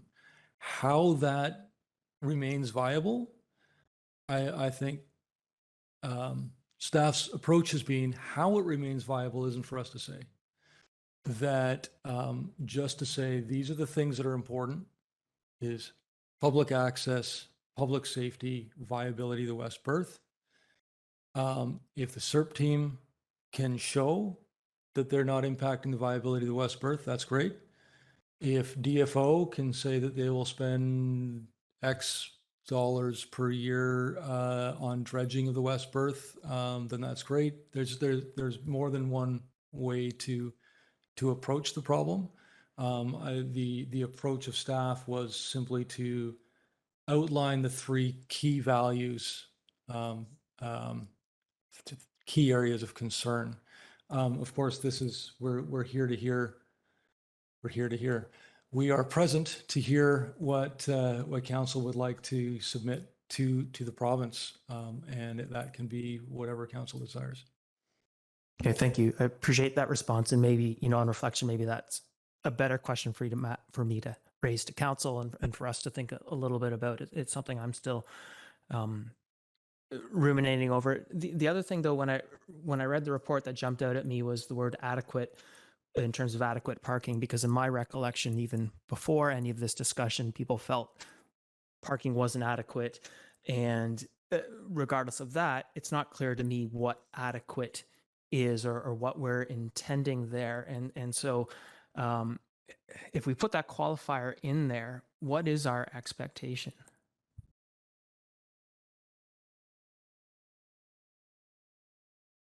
Through the chair, our intention was to basically hash that out through the vision committee during detailed design. You're right. It would be tighter, cleaner if it said parking for 100 vehicles and an adequate turnaround for this design vehicle. That would be a stronger response. I don't have those numbers with me this evening. We could delay the response, and I can work with the vision committee or work with Wind Sports to define those numbers, but I won't be able to produce them tonight. So on that point, then, I mean, if this is something that we were going to work out in the vision committee, I mean, I believe everyone sort of understands that is a point of some contention.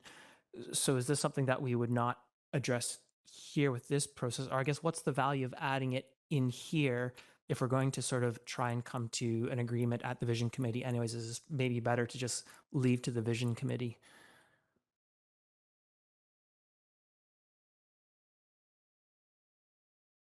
Through the chair, I think it's this and hopefully potentially this referral leading to a comment in the permit itself that would basically empower the vision committee to have an opinion.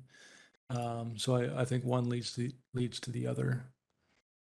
If the permit required adequate parking and turnaround, then it would be incumbent on the SERP team to seek the input of the vision committee on what that actually means. And so, sorry, not to belabor this, but I guess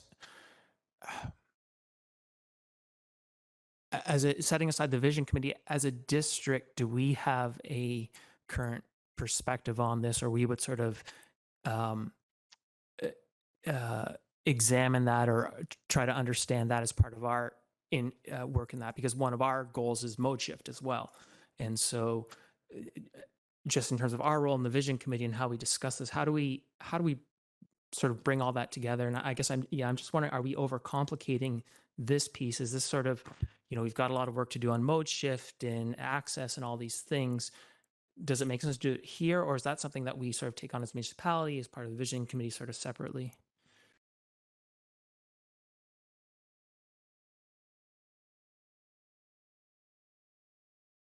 Through the chair, I think that, you know, clearly the end of a dirt road is a tricky place for us to take on as municipality for mode shift. Although I would say that there are a surprising number of bikes, and especially e-bikes, heading out there, especially from less so perhaps from people hauling gear, to go kiting, and more from people who are going out to enjoy the trails or enjoy the island and watching the wind sports.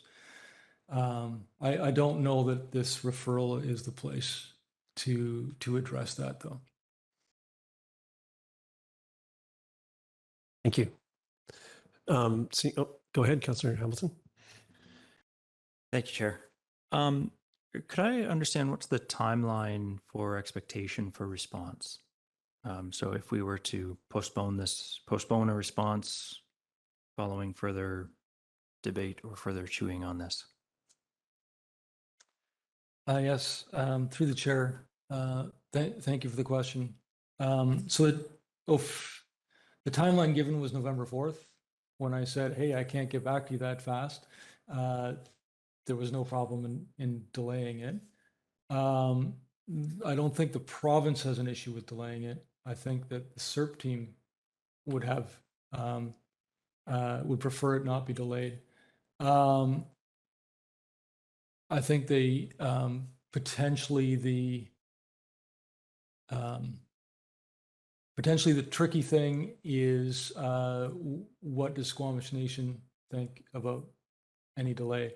I have spoken with Squamish Nation staff who can't speak to Squamish Nation as a whole. So, you know, I've had that sort of staff to staff contact. They have also been made aware today of Squamish Terminal's concerns and preliminary data, and are also very concerned about that and also wishing to understand it better and dig into it.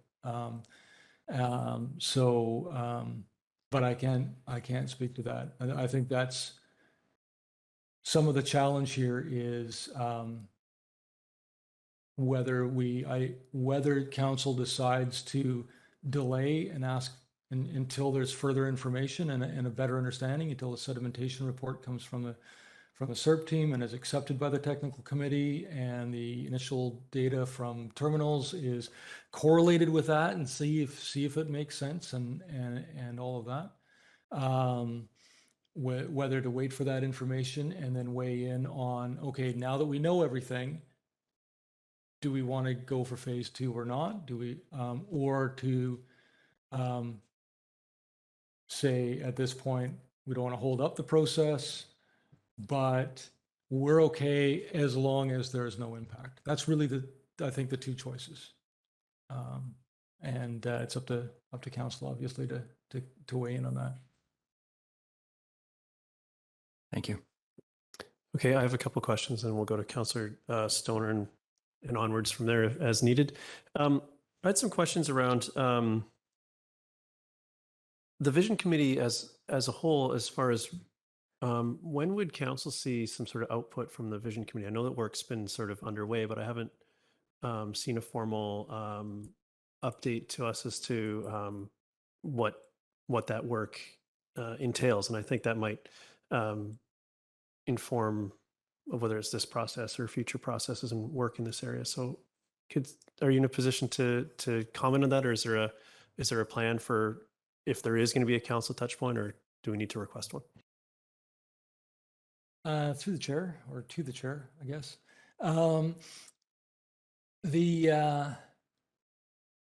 There's really two separate aspects the Vision Committee have been looking at when we're meeting. One was just the fine details of what does this actually look like, and where does the boat come in, and what does it look like in 2 months? What's it going to look like? And that was really a back and forth negotiation with the CERP team, essentially, and the Vision Committee was simply a chaired venue for a conversation to be had. And then there was an overall larger, what could this look like in 5 years? And that was really an opportunity for the various stakeholders, including Squamish Terminals, and also the government agencies, to give some real and candid feedback to the wind sports folks on what access options would be viable and would potentially get a permit and which ones wouldn't, so that they could go away and design things and come back eventually for a permit. So there's really no designed in sort of touch point with council to come back and say, hey, this is what we all decided. So I guess council could certainly request a report out on how things are going with the vision committee. But at this time, there's no report out scheduled. Thank you. That's helpful context, and I'll ponder the next pieces of that. But that sort of grander vision of where we end up is the most important, as much as we're sort of managing these phases of varying levels of sort of discomfort for that particular user group. I was curious around the surface left on top of the weir, which seems to be acceptable. People are using it back and forth, and I was surprised that there was access, that was possible from a habitat standpoint. Like that didn't necessarily be apparently not classified as habitat itself, because apparently it gets dry as well. So that's fine. But is it worth does staff feel it's worth mentioning, or is it appropriate to comment on the surfacing of that so that that access is across the top of the weir to the island is safe and easy to do? I could see if it was really jagged rocks or something, adding to that transit time and having a safety concern around rising tides and changing conditions, that sort of thing. Is that an area that would be appropriate in your assessment? Thank you. Through the chair. It's an interesting question. I think maybe the pointy rocks would be better. If we make it inviting, and in fact, if we engineer it to be inviting, then we're inviting people into a dangerous area. I think the signs say, don't go here, or will say, don't go there. The tide can rise, who knows? If we start trying to actually surface it for easy access, especially once it's 850 meters long, I think that there's potentially more risk that people get caught. And I think that even weighing in on, hey, a district opinion on making the access easier and smoother for pedestrian transit would potentially lead to a liability for the district. Thank you. That's a fair assessment. I'm wondering about maybe consistency with what's there already, because it seems to be a version of functioning versus something that's impassable. So that's more where I was. If there's an expectation from the wind sports community to have that type of access, as risky as it is to use at certain points, that form of access is provided in a way that's consistent with what's there in that piece remaining. Does something in there make sense, or do you think just being silent on that, because silent to me could lead to it being virtually impassable, which I don't think is a desired outcome in my mind. But through the chair, I think virtually impassable would be the safest. The official access to the island is by boat. Okay, fair enough. Thank you. I think my other questions have been addressed throughout here, and I was happy to see the inclusion of that last bullet point, as it was the recommendation didn't quite jive with the report to council, as far as it said it was appropriate for us to comment if we felt it was important, but there wasn't a recommendation there. So I feel we closed that gap, and I do think that language is maybe worth considering, just to make sure that we're sort of aware of there may be multiple ways to, or there likely a multitude of ways to ensure that there's not an impact to the operation of that berth, rather than any specific any specific way of mitigating that. So I appreciate that. I'm going to go back. I had Councillor Stoner and then Councillor Hamilton. And then we do need to start working towards something here as time ticks. Thank you. Oh, sorry if I scared you off there, Councillor Stoner, but Councillor Hamilton, go ahead. Thank you, Chair. Just, I want to make sure that I understand this clearly. The sedimentation study that was done, sedimentation simulation that was done by SNC-Lavalin concluded that there was that they expected no significant sedimentation on the West Berth, and that the observation that you brought to us today is in direct contradiction to that simulation. Is that correct? Through the chair, yes.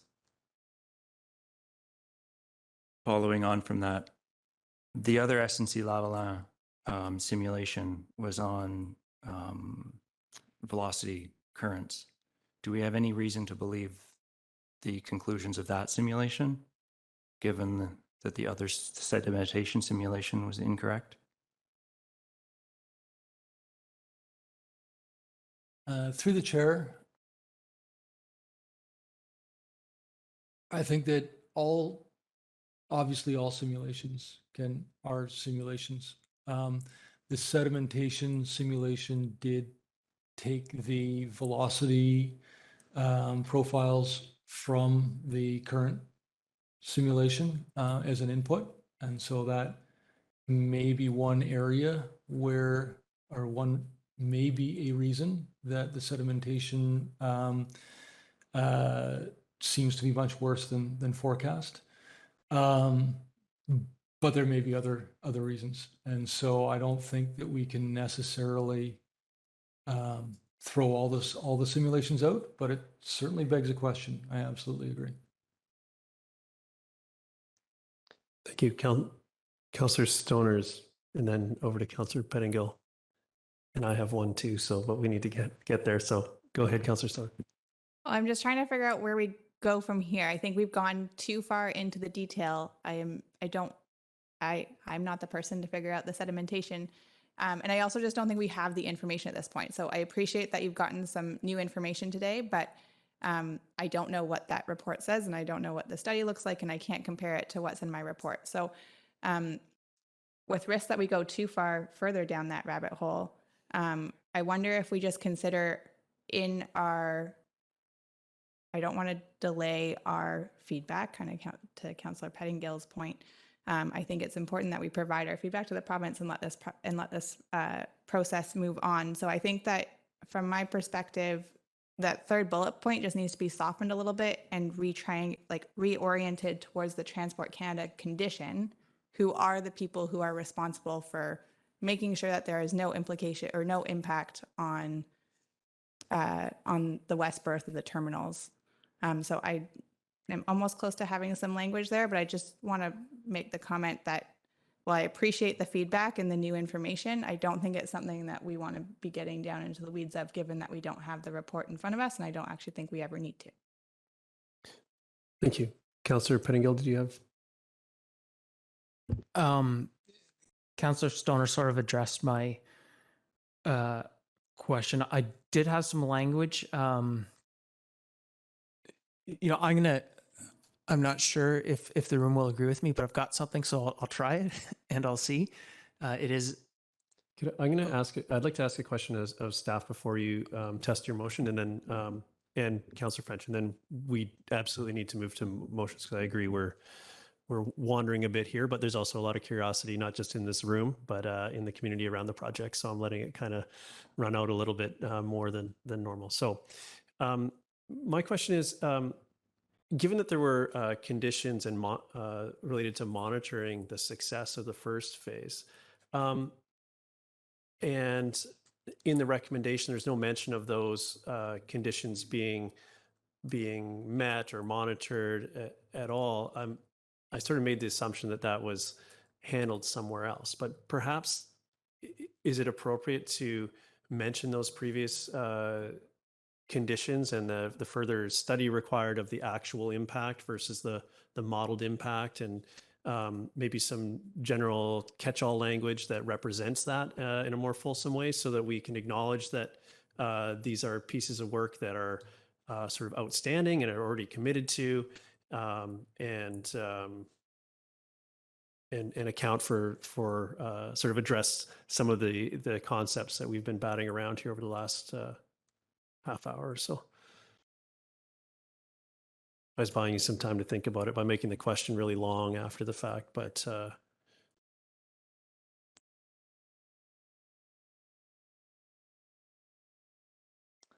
through the chair. Sorry, I was just double checking as well that it is the Transport Canada. It's the Transport Canada permit that has the conditions about monitoring and everything in it. Not sure exactly how we go to the province and say we're okay as long as they do this with Transport Canada, because I don't know that the province can say anything to Transport Canada about what they do or do not do, or what is or is not acceptable to Transport Canada. So again, we end up in a little bit of a quagmire there. And I think maybe we need to just focus on we're here to give feedback to the province on whether this permit will come from the province and what conditions would be in that permit.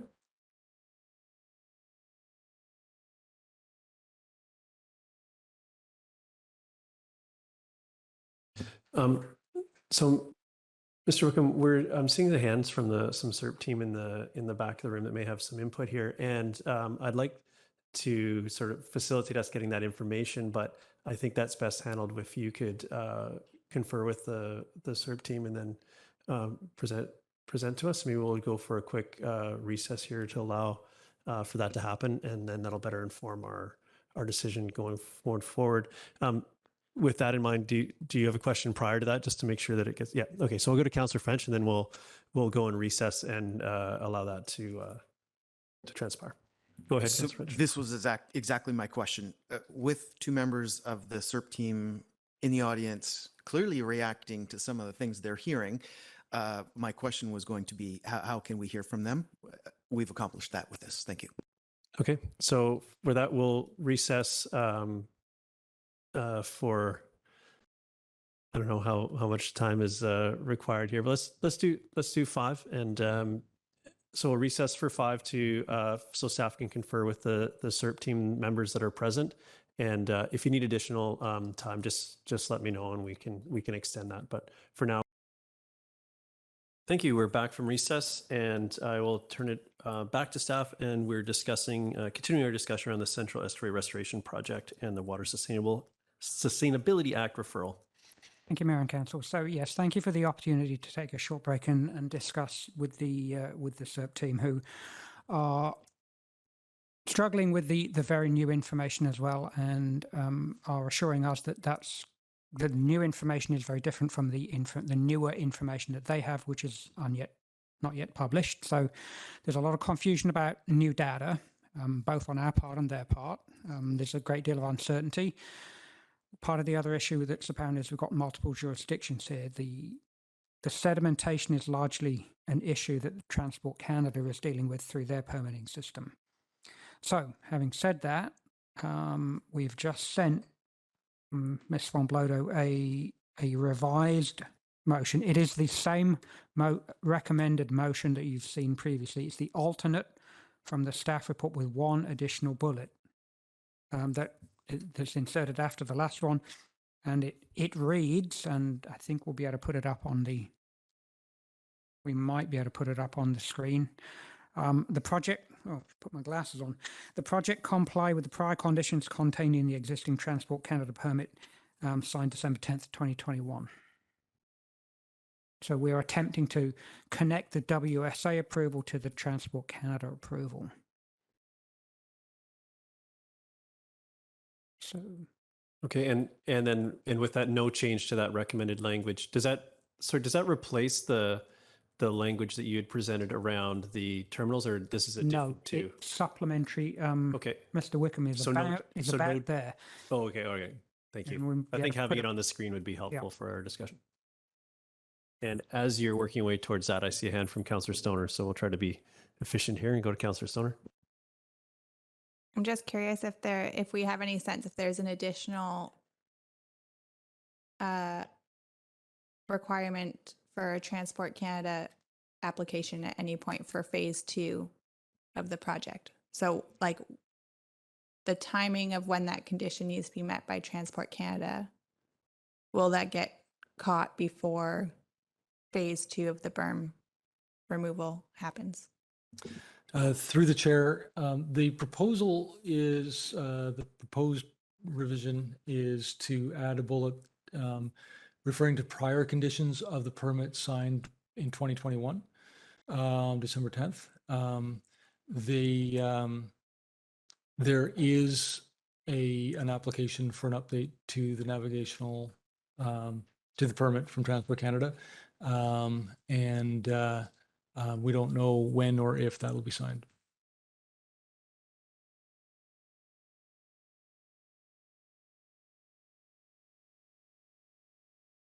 We'll get some technical assistance so you can put this motion up just as the motion's doubled in complexity since we started this this endeavor. So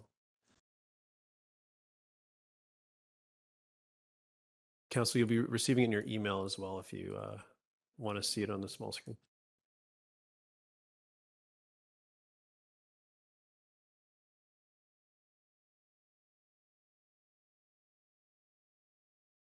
Sorry, through the chair, the final bullet right above the "and that," so that the project comply with all prior conditions. That's the addition. That's the only addition to the revised recommendation that we placed before you a half hour ago.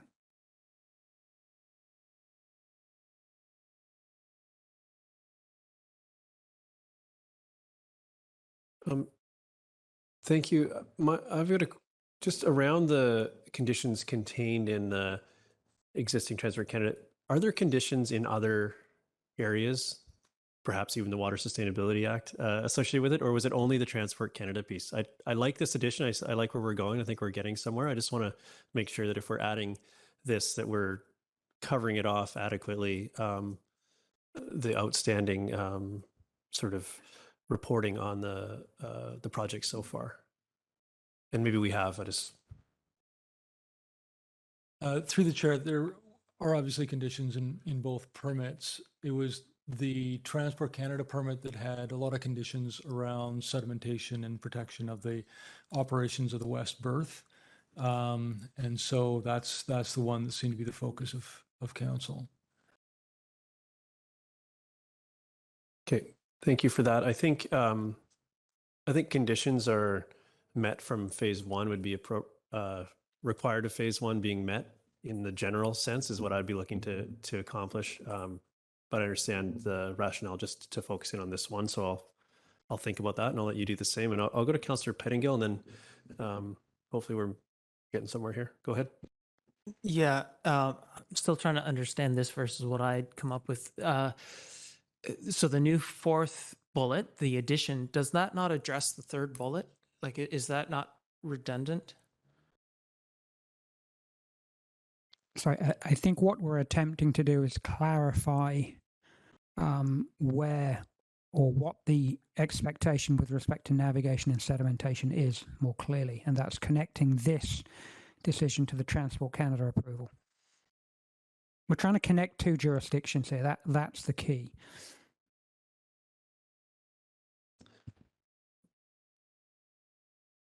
Thank you. I think the sort of the final bullet point implies the outcome of the one above it, but I don't see an issue in doubling down. So I think what I'm going to go ahead.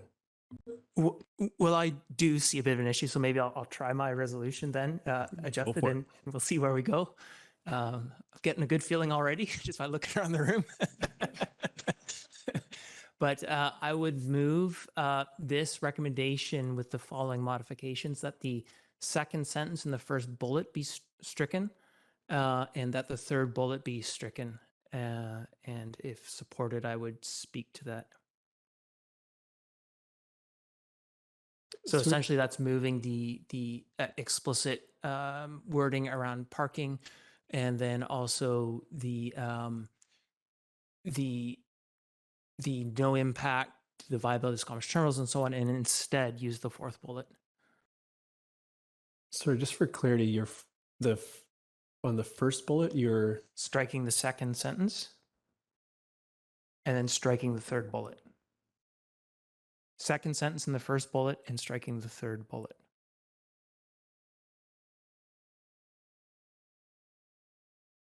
I'm looking for a seconder, and I'm not seeing that, Councillor Pettingill. So no seconder. So with that, anyone else want to take a swing at this? I'm seeing no hands, no one leaping at it. I'll test the waters myself.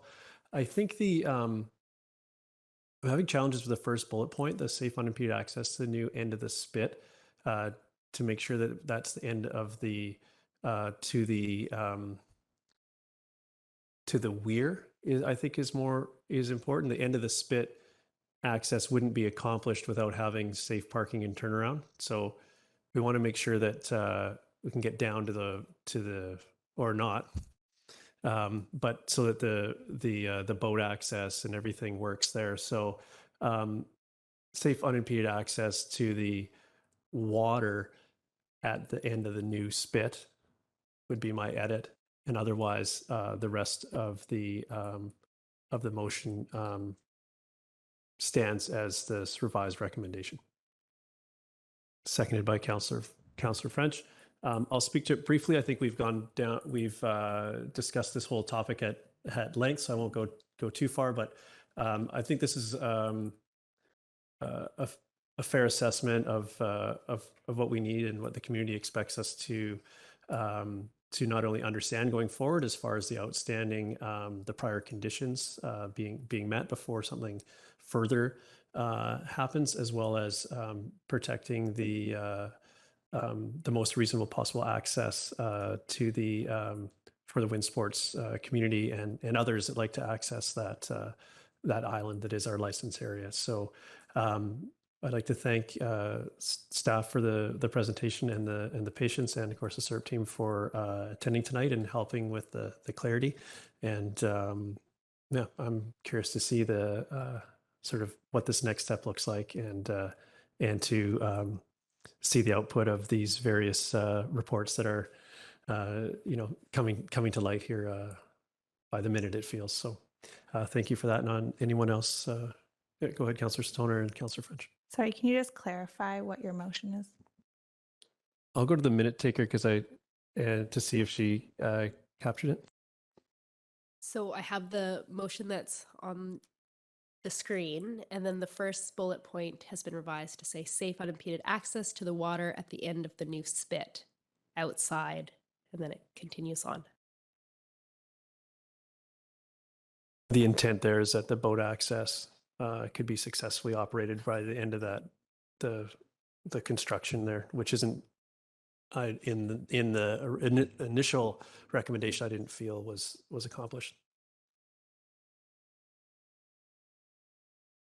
Councillor French, go ahead. Thanks, Mayor. I'm thankful to have the two representatives of the project here tonight so that we could get to this place. It's been constructive. And after hearing that Squamish Terminals is concerned about the unexpected sedimentation deposit in the last 6 months, I feel more than ever we need the data that's expected soon on sediment and wooded debris impacts on the west berth of Squamish Terminals. That information is key. Squamish Terminals is one of our biggest employers, and we need to be confident half their business won't be severely impacted if the next 550 meters of dike is removed. So speaking in favor of the motion. Thank you. Councillor Anderson, I think I saw your hand. Yep. Thank you, Mayor Herford. Integrated resource management. Here, wildlife, fish habitat, recreation, and marine shipping working together, integrated planning. This is an essential philosophy of estuary management planning and of our estuary management plan here in Squamish. It's a standard, it's a goal we should be mindful of, actively supporting of ongoing. In the report to council before us, under project information impact to Squamish terminals, I'll quote, "The continued viability of Squamish terminals as a significant employer and taxpayer." Well, Squamish Terminals is more than this. It provides transportation infrastructure for not only local and regional shippers, but for Western Canada shippers and Western Canada economic development. And during recent weeks, as Squamish Terminals has celebrated its 50 years in operation, testimonials as to the significance of Squamish Terminals well beyond Squamish have been forthcoming from all quarters. The reports, and they've already been cited, there's different passages, both in the reports from SNC Lavalin in 2021 and the more recent one from May of this year from the Squamish River Watershed Society, I feel give good and attentive attention to the goal of monitoring sedimentation impacts. We have new information we received this evening, newly expressed concern related to us. We have some reports that hopefully will be coming forward. So this is all cautionary. I will support the current recommendation. I think that this aspect of viability is just a basic condition. The viability of the West Berth is the viability of Squamish Terminals, and that is a West Coast ports issue. And for us here in Squamish, I just to step back here, I don't think we should be fussing with the recreational access. There are going to be different scenarios, not only boats, but other scenarios for recreational access. We all, the shippers, recreation, wildlife habitat, fish habitat investment, we need security. And I feel that what we're doing this evening with this recommendation is fostering, contributing towards that, hopefully, security for all players in the investments that they need to be making. Thank you. Thank you, Councillor Anderson. Any further comments?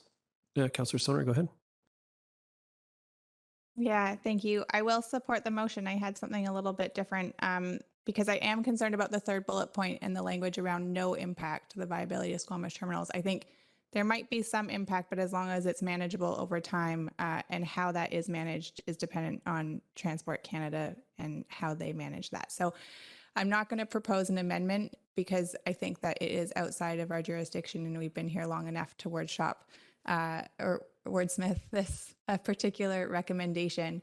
But I agree with my council colleague that this is challenging because it has to do with integrated resource management. And there are multiple players and multiple levels of jurisdiction. And I think it's important that we check where our authority lies in this process and what our responsibility is. And I appreciate your comments, Mr. Wickham, about trying to bring us back throughout this conversation about where our authority lies and what our role actually is, which I still see as being co-chairs of that vision committee and bringing the parties and the stakeholders together to make sure that we are working towards the most durable solution in the long term that will bring the fish back, that will also ensure that the terminals are viable. And I've heard that loud and clear from the SERP project that they don't want the terminals to not be viable in the long term, that they still want recreational access as well. And I think that that continues to be the shared goal of everybody around the table. So I will support this because I think it's important that we provide no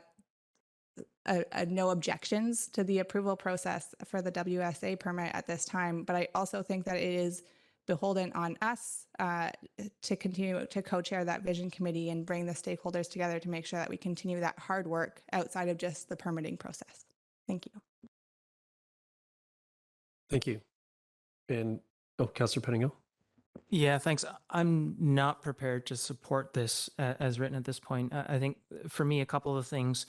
One, we did hear from staff that there's been conversations with Squamish Nation staff, but nothing with Squamish Nation at the government level. And we have been trying to work collaboratively at the division committee level. And so I am concerned that we're putting some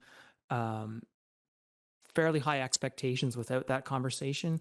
And for one, I understand wanting some tools to manage the parking piece, but that language around adequate parking and parking, parking right now is already such a loaded topic, and to have that other qualifier in there without consensus even in our room of what that is, I'm concerned about sort of leaving that wide open, very hot topic just kind of floating out there as an undefined condition. The second piece, I don't want to,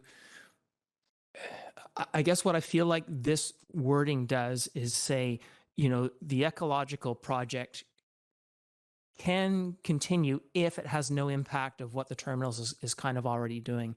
And I understand the importance of the continued functioning of the terminals, but I think what and given our level of authority is to say to the feds and the province, look, the terminals is really important. This project is really important.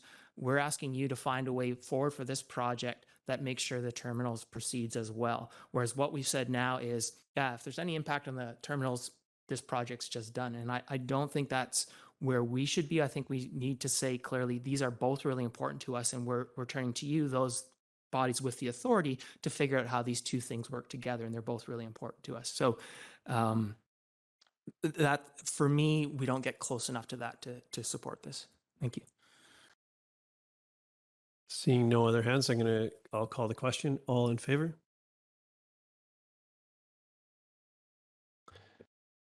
Opposed? Councillor Greenlaw and Councillor Pettingill opposed. Motion carries. Thank you very much, and thank you for your helping us through that. Moving on to item B2, accessible British Columbia regulation requirements.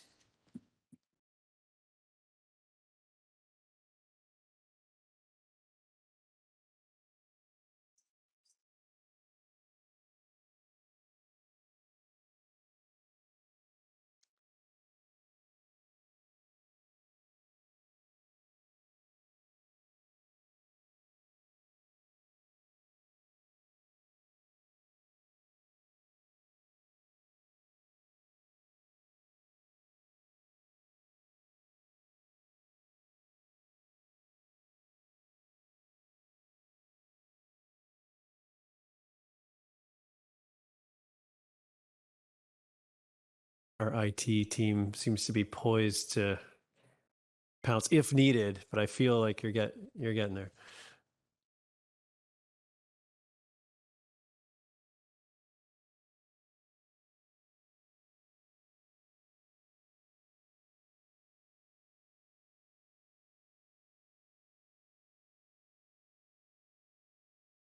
Okay.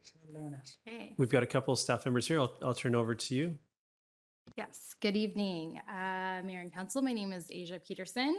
I'm the Projects and Research Coordinator, and I'm pleased to be sharing the details of the Accessible BC regulation requirements tonight. So in June 2021, the Accessible BC Act received royal assent and became law.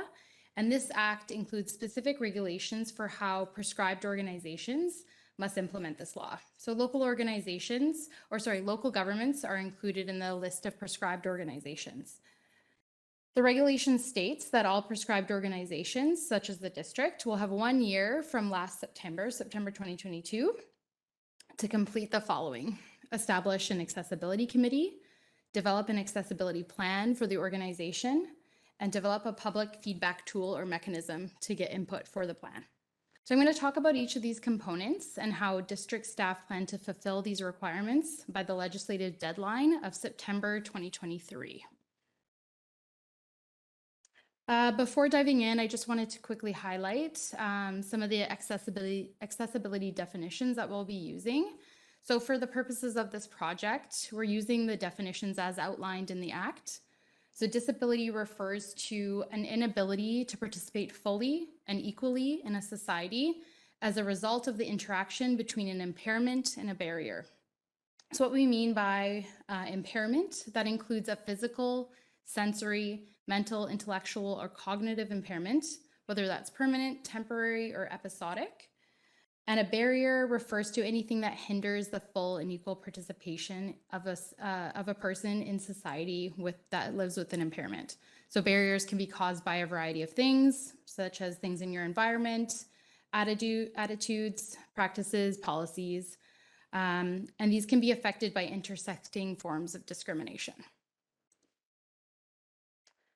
First, I'll speak to the accessibility committee requirement. So as I mentioned, all prescribed organizations must establish a committee to support in the development of their accessibility plans. Accessibility committees will assist the organization to identify barriers and advise on the ways in which an organization can remove or prevent barriers for people within the organization, such as staff or council members, and members of the public who interact with our organization. The regulations also stipulate that organizations should strive to ensure that at least 50% of the community or the committee members, are part of, are people with lived experience. So meaning people who have a disability or support those with a disability. Committees must also strive to include Indigenous representation. So to meet the committee requirements, the district is proposing to establish a staff-led advisory committee with representation from community members with lived experience, representatives from local organizations who support individuals with disabilities, and staff. Some of the local organizations that we hope to engage with include Sea to Sky Community Services, Squamish Nation, Vancouver Coastal Health, Open Door Group, the Seniors Society, and others.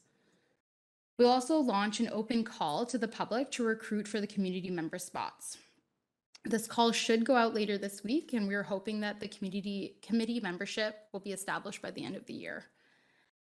We hope to hold our first meeting of the committee in late January.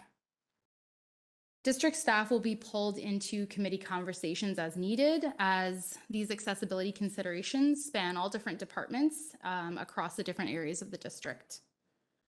We feel that having a staff advisory committee will allow us to be nimble and meet with the committee when required and as needed in order to meet the legislative timelines.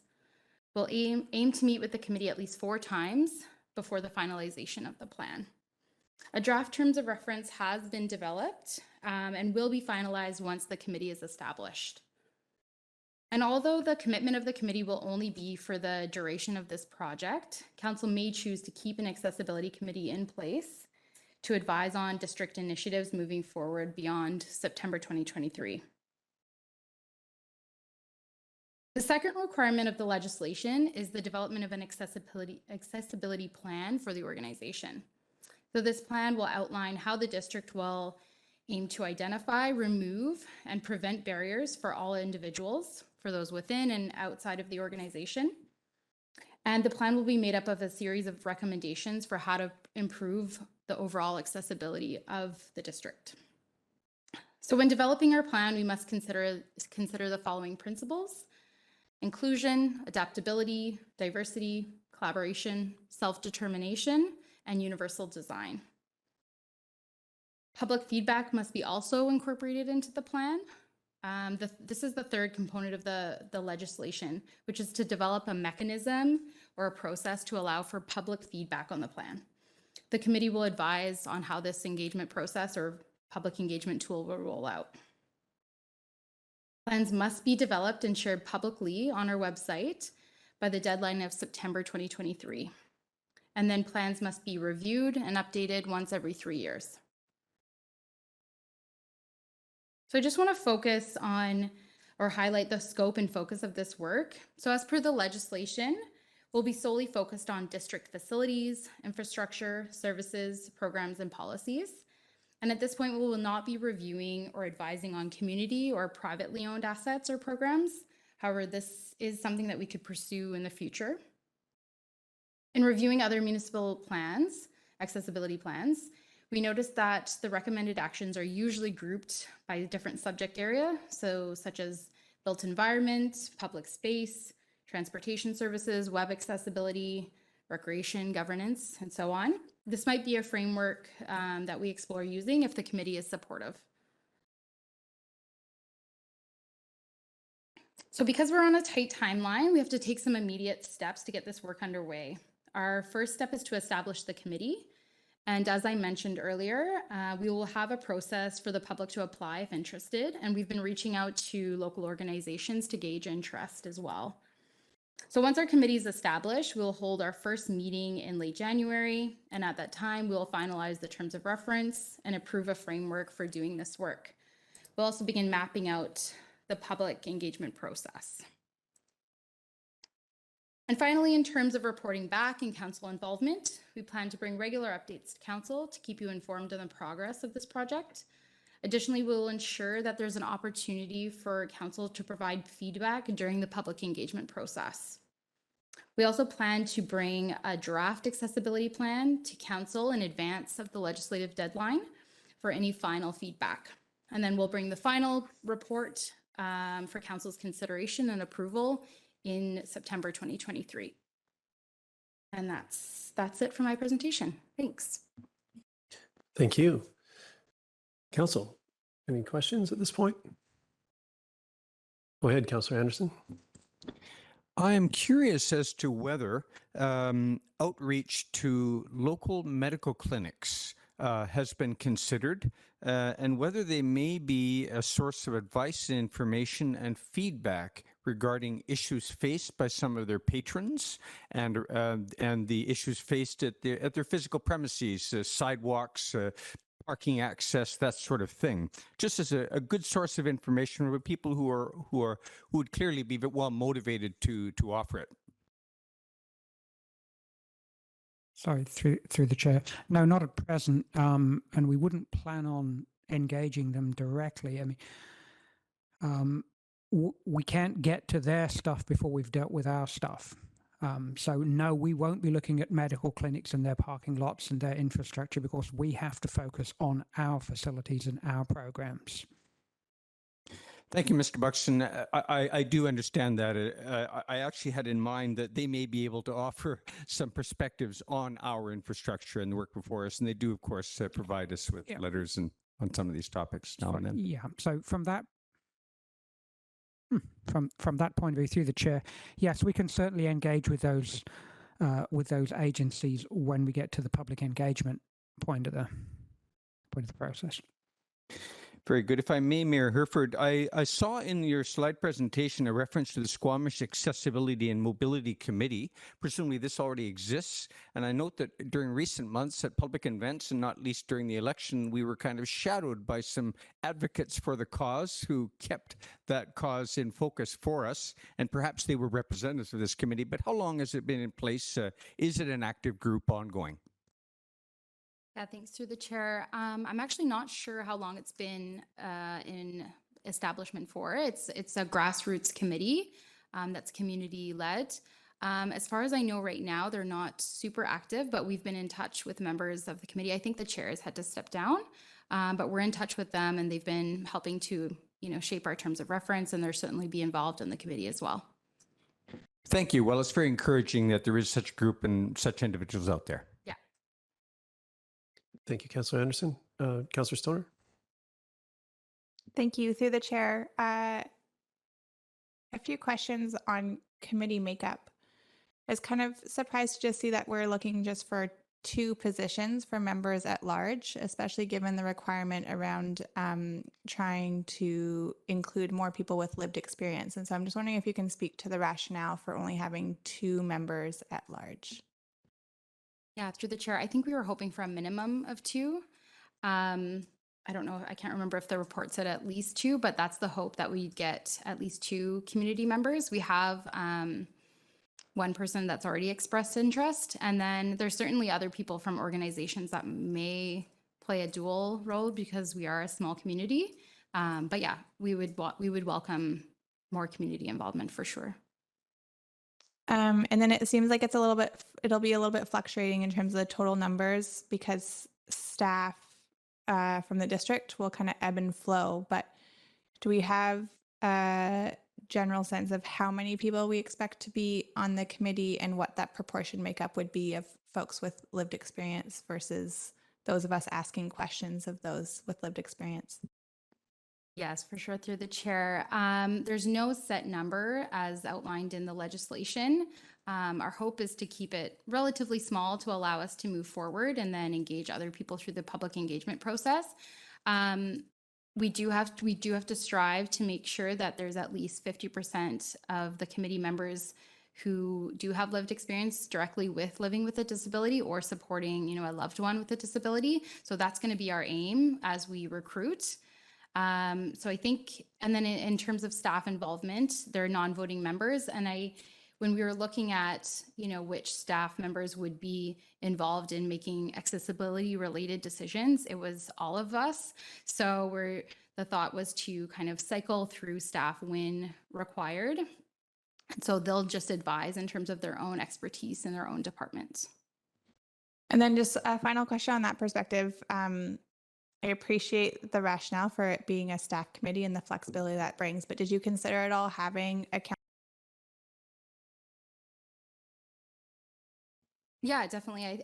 Through the chair, I think that's an important consideration, and it's whether it's up to council ultimately if they want to be involved directly on the committee. I guess our thought that this initiative was largely operational, so we would bring council in as stakeholders when we do our public engagement, but certainly if council feels like it's important to have a representative of council on the committee, we could certainly accommodate that. Yeah. Thank you. Yeah, go ahead, Councillor Pettingill. Yeah, just trying to understand, like I from the legislation, I do understand that this is more about people's interactions with the municipality. And, I know the BC Building Code determines for private buildings and so on what the requirements are. So we don't have much say there directly. But are we expecting this committee to speak to things like park design and, possibly CAC policy where, we do end up sometimes with a bit more leverage or negotiating things or just trying to get a sense of how far or if this is something like we have a smaller target in the first year and we plan to grow it. I'm just wondering if you can speak to the scoping. Yeah, through the chair. That's a really good question. I think what the committee will be focused on this year is just laying the groundwork for what we need to do and what our goals are. So I think someone said it today, maybe Gary, that this is like the roadmap for where we want to go. There will be accessibility initiatives that come underway this year in parallel, but the committee is largely going to advise on what's going to be included in this plan, how we do the public engagement, what our recommendations are for future accessibility. So they won't be weighing in necessarily on specific policies right at the time. It'll be more for how we plan for the future. And then if that committee continues on, we can look at more specific terms of reference for how that committee operates. Thank you, Councillor Hamilton. Thank you, Chair. Project seems to have a lot of overlap with the IDEAS project that's happening. What's the plan for either working together or not duplicating efforts so we don't have two of the same things happening side by side? Through the chair. Yes, IDEA has a great overlap with this project. The IDEA committee's mandate right now is focused only internally. So it just looks at staff and how inclusion efforts for our staff, but certainly in the inclusion strategy that came out this fall, they reference this legislation. So it's that the IDEA committee supports this work. So we'll certainly have IDEA committee representation on this committee just to make sure that our efforts are aligned. Thank you. Seeing no other hands, I have a couple questions myself. I appreciate that different staff expertise will be needed depending on the subject matter, but there will be consistency with the staff that is sort of heading up this initiative, whether it's yourself or someone else. I just wanted to make sure that, seeing as that cycling through was mentioned a few times, that there is also that consistent presence across the breadth of the project. Yes, definitely. And that position that holds IDEA will also hold this project so that it can ensure alignment between those two projects and make sure that there's like a backbone coordinator to make sure that they're pulling in the correct people, someone to manage the committee, someone to manage all the moving pieces. So to project manage this whole initiative. Thank you. And in the report to council, one of the it highlights that the Act also stipulates organizations must strive to ensure that membership of the committee reflects the following points. And the final point there is the committee reflects the diversity of persons in British Columbia. And I think that's an interesting. We spoke about this a couple times today in various topics, and it's challenging to achieve. And I was just curious. I hadn't heard in any of the presentation or the discussion thus far how that particular point, how we were sort of aiming to satisfy that particular point. Could you speak to that? Yeah, through the chair. I think that is a really sticky and hard point to pursue, I guess, when you're recruiting for a committee. But I guess what we can do is just say that we're looking for a wide variety of participants on our committee. But you're right, we can't exactly tap certain people just because they meet, a demographic. But I think what we'll do is just try to make our recruitment process as inclusive as possible, and then engage with certain populations as we identify. And some of the guidance that I've gotten from different, I guess, the province is that these things can be fluid and change over time. So if we notice a gap in our committee expertise, we can make sure that we're addressing that then. Thank you. And that particular point references the diversity of the community, not the diversity of their accessibility needs or anything. We're talking about the same thing. Okay. Yeah. Thank you. I think that's something that we need to be extremely mindful of as we move through, and I hope you're successful in achieving that particular bullet point. So are there any other questions before we consider a motion? Go ahead, Councillor Stoner. Yeah, just reflecting on my own point that I brought up about, because I didn't hear any of my other council colleagues weigh in on it in terms of council capacity. And I think I'm generally okay to leave it. I'm reflecting back on the motion that was brought forward that kind of triggered the work around the idea committee. And there were numerous reasons for that, but one of them was, as we move forward in considering council committees and making sure that we have diverse representation in our committees, both staff as well as if we have committees of council, how do we do that effectively? And so if we do have an opportunity to provide feedback on areas that we would like this committee to help us think through, then that would be useful. I don't want to burden your committee with one of us. So unless the ask comes forward, but I think that there are those elements that that either as a ex officio council member or just making sure that we have enough touch points with council that we are covering all of those bases, not just like the staff operational component is a huge one, but we also see things a little bit differently from the political lens and sitting at this table. And so I just want to make sure that that gets wrapped in where we're able to. So typically we do not have councillors on staff committees. There is nothing preventing council appointing someone to this committee, and we will accommodate you. It's as simple as that. So it's entirely doable. It's not typical, but it's entirely doable. Yeah, and I'm thinking of like the economic leadership teams, for example. Like we do have, it's committee, a council member is not a member, not a voting member of the committee, but similar is just there to kind of provide context and guidance. But thank you. Councillor Greenlaw. I just wanted to further to Councillor Stoner's comments. Although I haven't lived with disabilities, I have lived with young children, and in the campaign trail with the accessibility people shadowing, who were lovely. We had, common experiences with what it's like going down the street in a wheelchair and what it's like pushing a stroller. So you have like a similar experience in that respect. You have a bit more awareness. Councillor Stoner and I both have little ones, so we've recently had that experience as well in terms of looking for people who have lived experience in the community. Thank you. Councillor Pettingill. Yeah, just, and I apologize if I missed it earlier. Does the legislation permit this to be a staff committee, or do we require a different form, or a staff committee is acceptable? Through the chair, the legislation is silent on what form the committee must take. We're making the recommendation on a staff committee because we have very little time. This needs to be nimble. If it's a select committee, we have to do this. every time we meet. If it's a staff committee, we can meet outside of meetings and Robin doesn't yell at me when.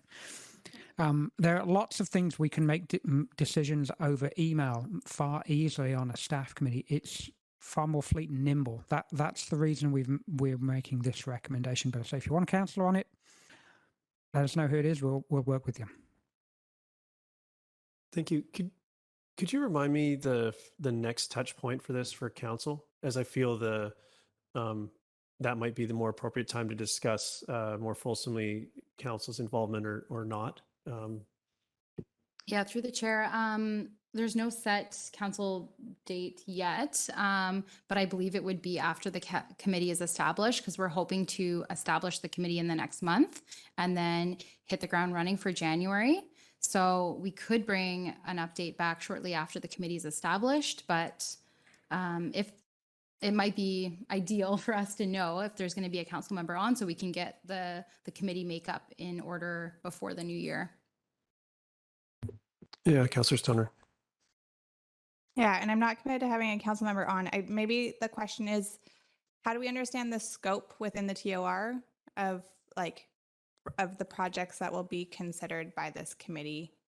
And is that somewhere that maybe council can have some feedback to make sure that we're covering across both staff programmatic operational lens as well as outwardly engagement facing lens, that we've covered off the pieces that we might want inside that accessibility plan? Yeah, certainly. Through the chair, I think we could share the terms of reference once it's established after the first meeting, or even before the first meeting, a draft version, and then council can weigh in on, if there's any gaps in terms of governance. But like I said earlier in the presentation, that's usually one of the domains that the accessibility plans focus on is governance. So that would be the council piece. But yeah, certainly we could share the draft terms of reference, I think. Mm-hmm. Yeah, I think even if that just goes as a memo in a council agenda, that would be helpful. For sure. Yeah. Thank you. Okay, I'm going to go ahead and move the staff recommendation, seconded by Councillor French. And I'll speak to it briefly. Thank you for bringing this forward. I think this is a good course of action to not only address the new requirements of us, but to address the needs of underserved members of our community.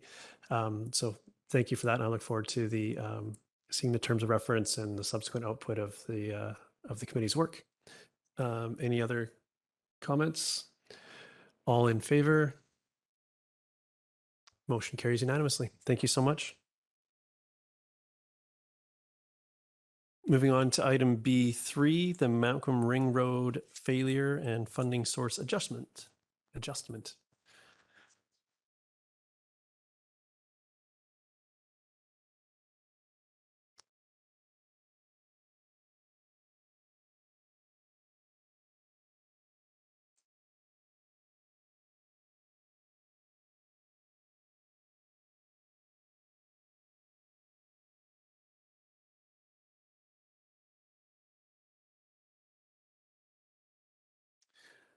Good evening. My name is Jesse Morwood. I'm the Capital Projects Manager at the District of Squamish. As there's a few new members of staff, just a quick introduction.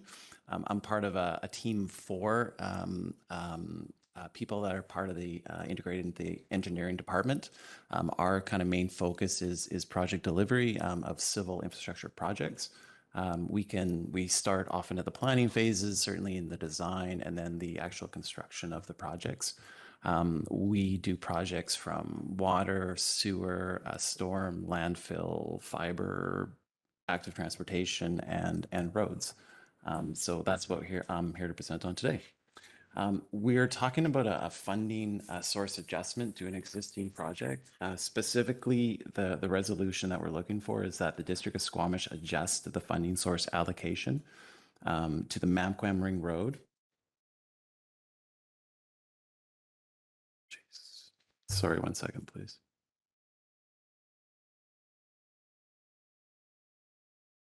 So my presentation's not sharing for some reason. There you go. Oh, there we go. Oh, All right.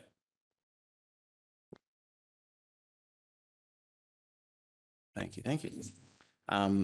Sorry, starting again, the resolution is that the District of Squamish adjusts the funding source allocation of the Mamquamering Road failure project in the 2023 first quarter budget amendment to increase the use of reserves by $195,000.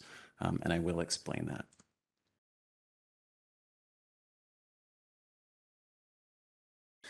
So a quick history. This is probably a new project to some, and maybe we need a refresher. We're talking about the Mamquamering Road, and this is the gravel portion of road that goes effectively from the golf course to Quest University. It's a very old industrial road that was gifted to the district many decades ago. It's very poorly built. It serves as an emergency access and egress to the university in case there's any issue with the boulevard or the bridge that goes to the university. And there has been past issues with the road, landslides, damage, and in fact, a few years ago, we closed the road to the public vehicle traffic. It still can be used by rec users. And some special user groups, but there has been lots of history there. So 1 year and 1 day ago, actually, there was an atmospheric river event, which I think some of us remember, and it caused, if not for the name, if nothing else, and it caused a lot of damage on the road. Numerous failures, a lot of cracking in the road, which is really concerning. So we closed the road, no vehicle traffic at all. And we started the process to design and eventually get these repairs fixed. Because there was so much damage across the province, the Emergency Management BC, or the province, said that it effectively, municipalities can apply for a grant for eligible projects, and they would reimburse us up to 90% of our eligible costs.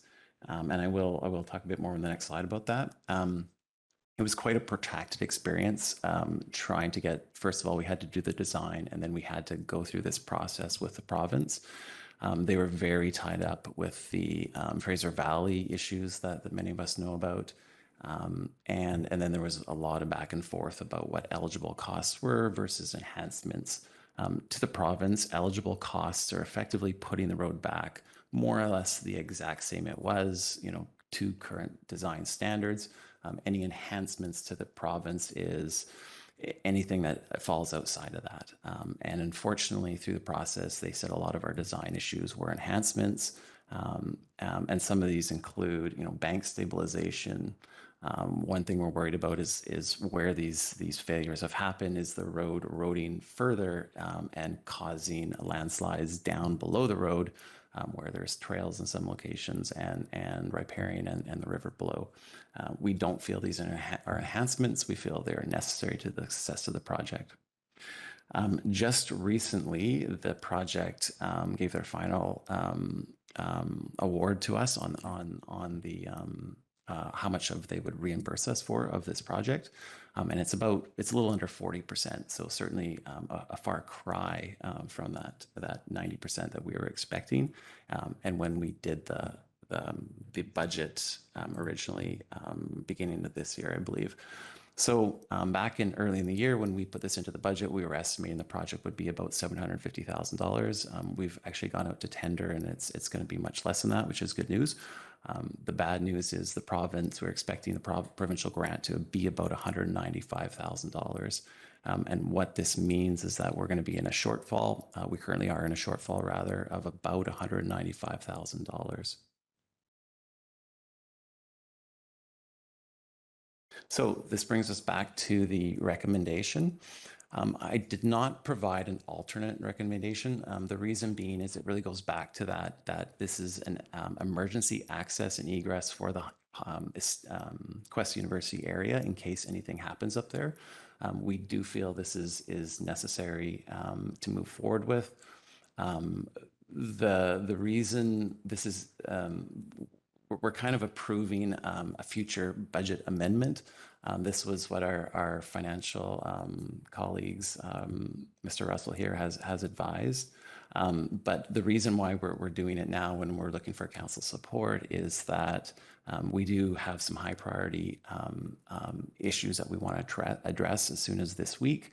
And by approving this resolution, we're able to kind of sign a contract with a contractor, get some of this higher priorities work done, and then we would continue in the spring when the contract and the weather is more conducive to finishing the project. Thank you. Thank you. Council questions? Councillor Anderson, Greenlaw, Pettingill. Mr. Morwood, I wonder if you could clarify the tenure or ownership of this stretch of road. As I recall, you stated it had been, if I could quote you, gifted to the district decades ago. Is this an easement that was transferred to the district through private property? Is that the situation? Sorry, microphone. Thank you. It's complicated. Through the mayor, thanks for the question. It used to be a provincial road. It used to be an industrial road. I'm not sure who built it. It was a provincial road, and the province devolved it, is technically the term, to the district back in the 80s. It has no clear right-of-way. It was never surveyed. Effectively, it has to go through the courts in order to fully establish what the right-of-way is. We have never done that because it's a lengthy and expensive process and it's not necessary currently. So I think to answer the question is we have no statutory right-of-way, but we do have a road infrastructure that is quite clearly the District of Squamish's, if that makes sense. Thank you. I asked this question, and I've raised the issue earlier that the provincial government is nonetheless a huge stakeholder in this roadway. It's access to Garibaldi Park, two private forest operators, including the Squamish Nation and the Squamish Community Forest, all of the Crown land timber, and other Crown land tenures. So it's unfortunate that we can't, we lobby the province, we as council, for investment in Crown land campsites, and perhaps we should be keeping ongoing, be mindful of this issue as something to advocate to vis-a-vis the province and it as a stakeholder. I appreciate the program that you're applying for. It has its constraints and its parameters, the emergency funding program. Thank you, Mr. Morwood. Thank you, Councillor Greenlaw, then Pettingill. Thanks. I was just wondering if you could speak to the amount that you're requesting, because your original estimates of what the province would provide was $600,000, which leaves us with a discrepancy of $405,000, but you're requesting $195, or I guess $390. Sorry, you're requesting 195, which brings us to a total of 390, when the original provincial grant was 600. Thank you for the question. Through the mayor, that was pure. We estimated back in early in the year when we didn't have clear numbers either on how much the project was going to cost or how much we would get from the province. So it was just a pure estimation to create a budget, if that makes sense. And then, so now you have re-estimated and brought that total down, essentially? That's correct. A big portion of the cost was how much the construction would cost. We have done a public tender, and so the largest portion of that cost would be a contractor, and we do have a fairly firm number on that now. Yeah. And so you feel this 195,000 would be sufficient to complete the project? 100%. Yeah. Thank you. Thank you. Thank you, Councillor Pettingill. Yeah, thanks. And maybe Councillor Anderson's question makes mine irrelevant, but in the report it says part of the justification for the 195,000 is road excavations to avoid impact to adjacent private property, achieve desired grades. And so what I'm trying to understand is, does that mean we're spending 5,000 of that 195 to save 10 different property owners $40,000 each, not having to adjust their property? Or are we saying 190,000 of that money we're spending is saving one property owner $5,000? Like, just sort of, is most of this money going to the grade piece, or are we sort of large public benefit for, helping a lot of people with this spending? I'm just trying to understand where that falls. Through the mayor. So in the report to council, the bullets are provided are order of magnitude are the highest costs are at the beginning. So the highest enhancement that the province is not willing to fund is actually dealing with this road overburden, which again is an issue for the river or for the trails down below. Second is safety. They don't believe that our kind of safety measures are required, or at least are not eligible. So the third is to do around the grades and one large property owner. It's a very tricky question because there is no established right of way. So we consulted with that company, and they were quite clear that really minimizing any impact on that where the property boundary is very important. And so we went about a design that minimized the impact because there's no clear right of way. Does that answer your question? If I could just, I just want to be really clear on the question, and maybe I misunderstood, but there seemed to be some implication that this was to benefit a landowner. It's not to benefit a landowner in any way. It's to not be in the position of expropriating or buying land from that landowner, which we would have to buy. And so we would have to pay for as a district, which would balloon the costs, of course. So because there's no surveyed boundary, we're working with a very cooperative landowner who wants to do the best they can in the project, and we have a good working relationship with them. And so instead of going through the extensive, lengthy, and expensive legal process to try to work out exactly where this is and survey it all in and everything, and then negotiate, an agreement was struck on roughly where that would be. And we feel that it's best to stay within those boundaries and not try to go into a lengthy expropriation process. Thank you for that. Councillor French. Thanks, Mayor. And I think Mr. Wickham may have answered my question when he used the phrase cooperative landowner, but I'll ask anyway. So what I heard out of Councillor Anderson's question and Councillor Pettingill puts up a red flag for me, because my recollection is the yellow gate at the bottom and the yellow gate at the top were installed by the previous landowner when there was a fear that when the previous landowner felt it might be to their benefit to close that road and prevent traffic. So I just would like some reassurance that we're not putting ourselves in a situation where we put a lot of money into a road just to have a landowner close it. Through the mayor, the road was closed by the district. The district installed gates, top and bottom.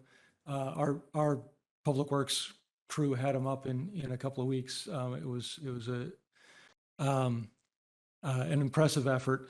It was closed because the engineering department decided that the road was at risk of collapse due to tension cracks in the road.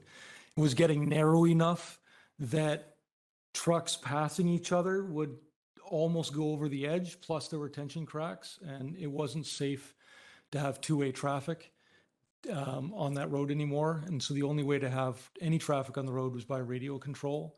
So the district, those are district gates. The district has the keys. The landowner also has keys and has radio control, so they can safely operate on that road. And we can also open it for emergency access. That is our road, and we do control access to it.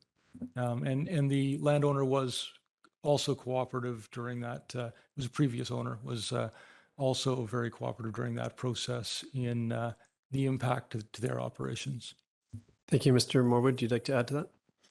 I would. Thank you. Through the chair. The answer is no. We're, like I said, we're really focusing on the emergency aspect of this. This is this is part of our emergency egress plan for the university area. There are extra benefits though, which is a good thing. One is that there is a landowner that can then access their property more easily through a fixed road.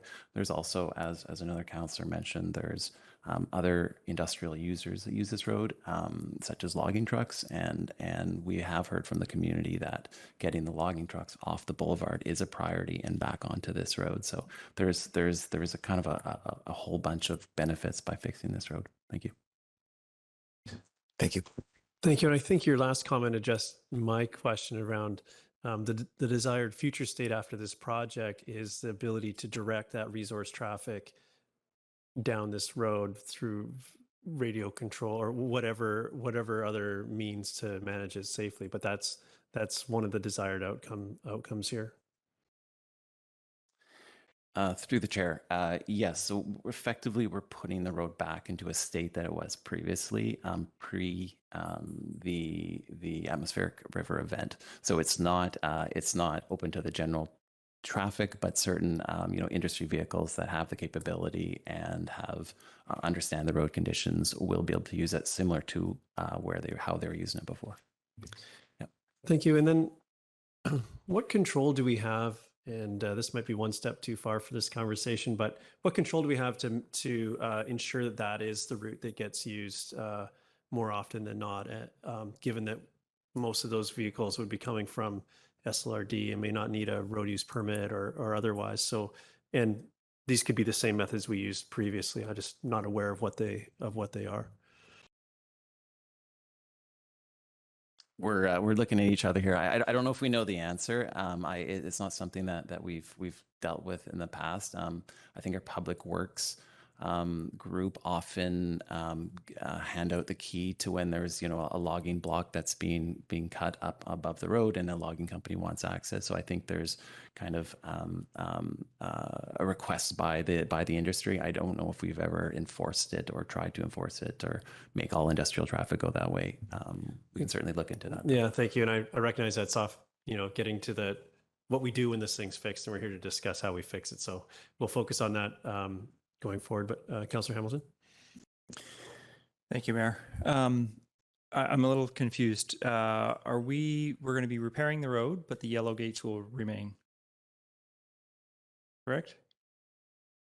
But weren't the yellow gates put in place because the road was not in sufficient condition to continue to have traffic? Why would we not repair the road to the point where it has the ability to carry traffic safely?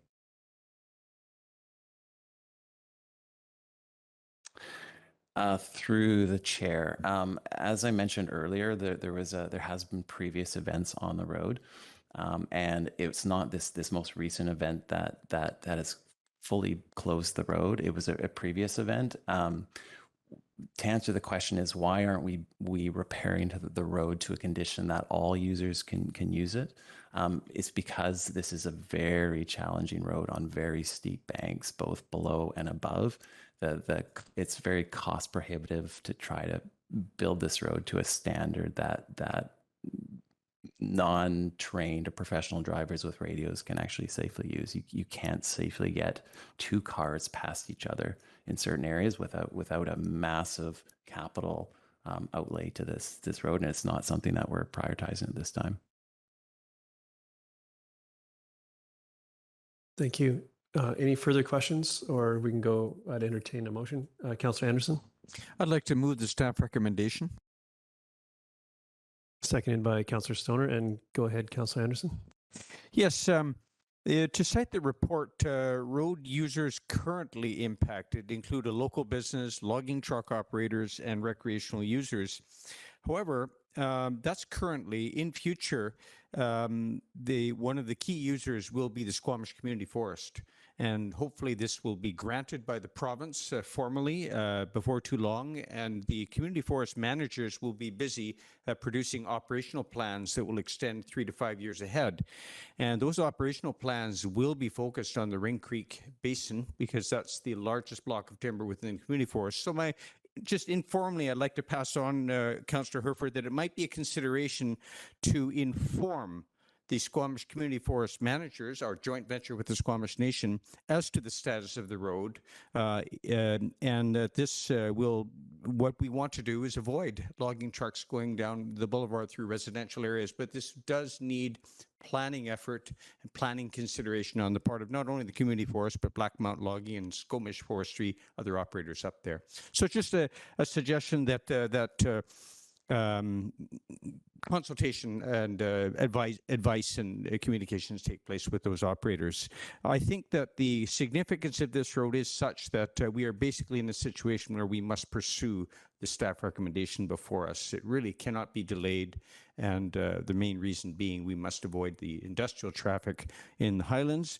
And in the long run, and in the past, it has been the industrial operators, will be the industrial operators that will be paying for the road.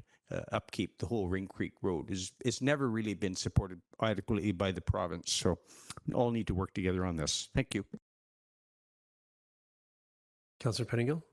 Yeah, I'm happy to support this. I just wanted to clarify that I wasn't intending to suggest I thought there was disproportionate benefit to any one proponent or anything. I just wasn't clear from the report if we were spending a lot of money to benefit one person or it's just a little bit, and that's just one small piece of the thing. And so appreciate the staff clarification there, and I'm sort of satisfied with the things we are balancing. So thank you. Thank you. Seeing no other hands, I'll make my comments. I'm happy to see this. I think this is an important link for our community from an emergency from the emergency aspect, and as well as being able to safely travel it through. I know that when it was open and accessible to the community, that was an active access for people on bicycles and walking and so on. So, and of course, the industrial users, I think we've highlighted that already throughout our conversation here, the importance of having this option and directing as much of that traffic as possible to this route rather than down through the neighborhood, which has been happening in absence of this road. So I think getting it back to where it was before the event, last year is important, and I think going forward, some further expansion might be warranted as it rises on the priority list. But I'm comfortable with this at this point. Councillor Stoner. Just very briefly, I agree with my council colleagues' comments on the importance of moving this project forward. I am disappointed that the province is not coming to the table with the funding that they provided. So my subsequent, I will follow up with a different motion because I don't think that we're the only community that's dealing with this in terms of EMBC funding. So just to give you a heads up, there'll be a follow-up motion. Thank you. And with that, I will call the question. All in favor? Motion carries unanimously. Councillor Stoner, do you have something you'd like to? Thank you, Mayor. I'd like to move that we add this issue of eligible costs for EMBC funding to our list of topics for provincial advocacy at UBCM. And I will write that out for you, Melissa, and send it to you. Thank you, Councillor French. Seconds. Councillor Stoner, do you want to speak to it any further? Or no, I think it's pretty clear to us the intent there. Councillor Anderson? Yes, I think this is a good initiative, and we should also be mindful that the district brought forward another resolution to the UBCM 2 years ago, which did get passed. It concerns taking up recommendations from a UBCM provincial joint committee on resource roads, properly categorizing them for who's going to pay for them. And so there's a lot of work to do on this, and there hasn't been agreement with certain sectors, mining in particular, but there's more work to be done, and we are key stakeholders. So the District of Squamish should be there at the table and with the province and at the UBCM, not only on the emergency management, I'm sorry I've forgotten the acronym, but on resource roads generally. And this is one of those stories, this Ring Creek Forest Service Road. Thank you. Councillor French. Thanks, Mayor. And I think we are missing an opportunity to build back better. With this motion, it gets us going in that direction. And I agree, a little short-sighted on the part of the province to just give us something that wasn't doing a great job of serving the community before all of this damage. So I would certainly like to see us build this road back better. Thank you. And with that, I'll call the question. Any opposed? Motion carries unanimously. Thank you very much for this. Moving down our list, we have no late agenda items, no correspondence with action requested, but we do have a piece of correspondence referred from the consent agenda. I think it was, yep. Councillor Pettingill, would you like to speak to it, please? Yeah, thanks. So one of the pieces of correspondence we received was from Trans Mountain regarding the Trans Mountain pipeline and a research project that they're required to complete and ask for our feedback on. So reading through that, I'm presuming they're required to ask for our feedback because there's a risk of impact to us. A few things that jumped out at me, they talk about the percentage of bitumen or oil recoverable, but not timelines and not impact. So you recover X percent, but is that helpful if it's going to kill everything in the sound? And so the actual practical impacts of what they're talking about isn't discussed. When they talk about the research supporting what they do, they mention it being sponsored by the Canadian Energy Pipeline Association and the Canadian Association of Petroleum Producers, but I didn't see mention of well-supported, peer-reviewed research to back up their claims. They talk about some engagement with regulators, but not endorsement, and the engagement seems to focus on regulators with a mandate to push projects like this forward. And I know from the news, we hear about significant cost escalations to this project, with a major portion of that being public spending. And I didn't see any discussion of the cost to achieve or timelines to achieve the recovery rates they're claiming. And, we're part of the future of Howe Sound. There's the biosphere region. We know Squamish Nation in the past has opposed the project in general. At least that's my understanding. And in terms of Ocean Watch in our district, paying attention with our marine zoning to the functioning of the sound in these ecosystems, I think it is prudent on us to provide a bit of feedback and to ask some clarity on some of these things. So I do have a resolution to propose, and I can forward it to staff, and if people are willing to hear it, would suggest something. Okay, yeah, before the motion's on the floor, we'll just see if there's any other questions around the council table. And I do see Councillor Stoner. I just flagged that the opportunity to provide comment closes today. So, yeah, keep that in consideration before we send our staff to go do more work. Thank you for that catch. Any Councillor Greenlaw? Well, I just had some comments on this. It seems like an extremely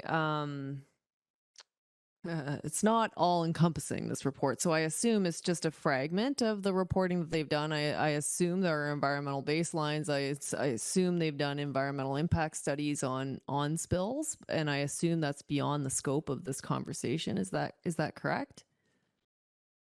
I suppose we're trying to figure out what to do with this correspondence that is quite dense in nature. So our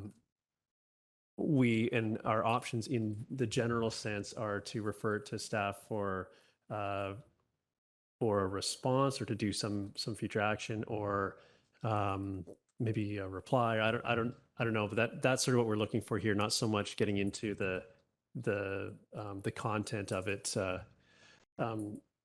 in particular depth. So it's just, given the correspondence that we have, we're just trying to figure out what we do with this piece. Would you like to our staff to reply to it, or should we just receive it for information, as was the initial recommendation when it was included in the consent agenda? So Councillor Pettingill seems to have a proposed course of action ready, and didn't and felt it was worth the discussion to remove it from where it was, which was to receive for information. So that's kind of procedurally where we are. So why don't we go to Councillor Pettingill for this proposed motion, then we can see where that journey takes us.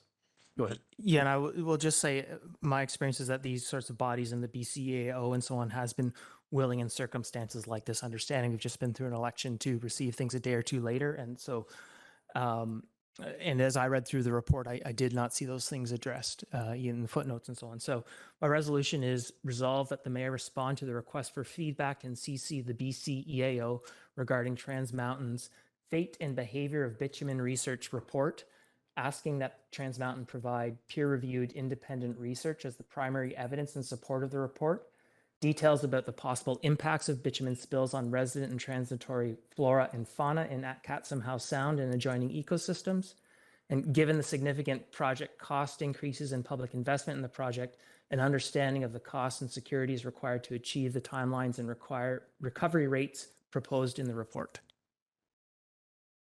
Yes. I'm assuming you have that in a form that can be emailed to our minute taker as thank you. And if you could actually CC the rest of the council so we have that content in front of us, that's quite a lengthy motion there. So is someone ready to second that with the so just procedurally we need a seconder so we can then you're gonna second? Councillor Greenlaw seconds. And Councillor Pettingill, would you like to speak to that further, or have you? Sorry, no, I've maybe said too much for now already, so I'll hold myself there for now and see where we go. Thank you for that self-awareness. Councillor Greenlaw, did you have comments? Well, I may have an amendment. Just a chain of accountability with, in particular, response plans. But again, I don't know if that's beyond the scope of this particular report and if that exists somewhere else. That's an excellent point. I think I'm going to make some comments in addressing your concern as well. So, and then I'll go back around the room just so we understand where we are. I'm somewhat supportive of that it would be appropriate to do something besides just receive for information. So a reply is great. Now, I think that the motion as presented is maybe too prescriptive as to that. So refer to staff for reply, I think is would sum it up, and then staff would come up with would assess it and come up with recommendations for that reply that may be different than the ones that are detailed in Councillor Pettingill's motion. So given that the level of scrutiny that this has received before by us before this motion is in front of us was a piece of correspondence in an agenda package, which gets a read, but not necessarily a deep anything above the sort of first pass.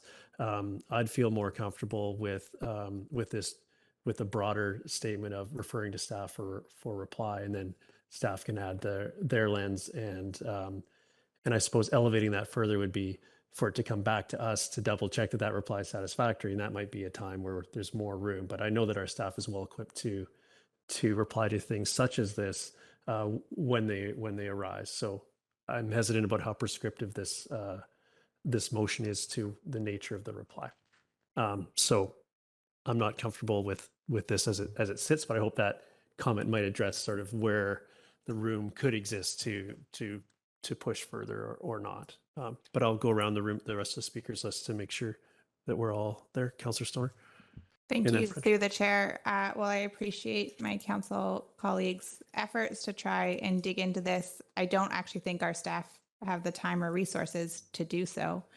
We know how much effort it is to dig into environmental impact assessment reports from our experience with wood fiber and Fortis BC.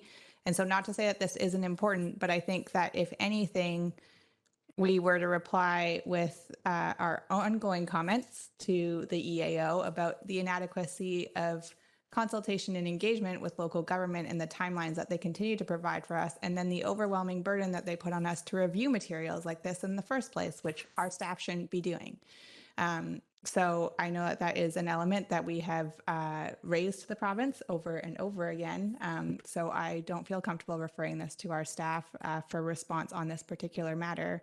If anything, I'd be willing to elevate it to a process component, and that letter can come from the mayor to the BCAO. But I do not want our staff digging into the scientific evidence behind the Trans Mountain reports. Thank you. If Councillor French, I'll come back to Councillor Greenlaw. Thanks, Mayor. I too share the concern about staff time, especially in light of the fact that we see Appendix A, engagement audiences, BC Indigenous groups. It's a full page of First Nations groups, including our local neighbors, Musqueam, Tsleil-Waututh, Squamish, Sunshine Coast. And then Appendix B, engagement audiences potentially affected BC coastal local governments, which includes the Squamish-Lillooet Regional District, of which we are part of. And without knowing what the SLRD has done with this, I have some confidence that whatever they have or have not done would be in the best interest of our community. And the Sunshine Coast Regional District, our neighbors are also on this list. So will not be supporting the motion. Thank you. Councillor Greenlaw, I saw your hand today. Well, yeah, like, is it possible to just request more information from them as opposed to our staff? Because, like, I assume this is only one of many reports, and that there must be like environmental baseline reports and such. Or is this just beyond the scope of what we should be doing? They're all publicly available through the chair. They're all publicly available through the BCEAO website. Anything related to the Trans Mountain pipeline that was submitted to the BCEAO as part of their applications. That would include all the elements around spill response and so on and so forth. Councillor Pettingill. Yeah, just to try and provide some additional context, what I read doing this report and asking for this engagement was an EAO condition placed on Trans Mountain. So they are required to ask us and required to then provide feedback. And if they've already addressed things in this, that's fine. What this does is sort of reinforce these are the pieces of it that are important to us, that people feel there needs to be adequate, need to be adequately addressed. So what I tried to take is from the gaps that I saw in what's in this report versus what I hear at Ocean Watch and the goals of the biosphere and so on, and try and put those two things together to say, here's the where there appears to be gaps or things we are concerned about, and we want the EAO to know about this and your project. And if you've already dealt with it, great, you can get back to us. That's the EAO requirement that they do that. And so we don't have to have all the information or worry about, oh, they've already addressed this in some other deeper report. This is just sort of saying, hey, these things are important to us, jumped out at us at reading this report you're required to provide. And so, it's in your court now. And so we're just providing that simple initial feedback. We don't have to make this more complicated than it is. It's just saying these things are important to us. Please address them, and telling the BCEAO these things are important to us. Thank you for that. Any further comments before we call the question? So I'll call the question. All those in favor? Opposed, if any? So Councillor Anderson, Mayor Herford, Councillor Stoner, Councillor French oppose. Motion fails. Now, we still have a piece of correspondence we need to deal with, so I would entertain another motion. Councillor French? I will move the original motion when it was in our original mover seat. Thank you very much. Thank you. Seconder by Councillor Stoner. And any discussion on that motion? All in favor? Any opposed?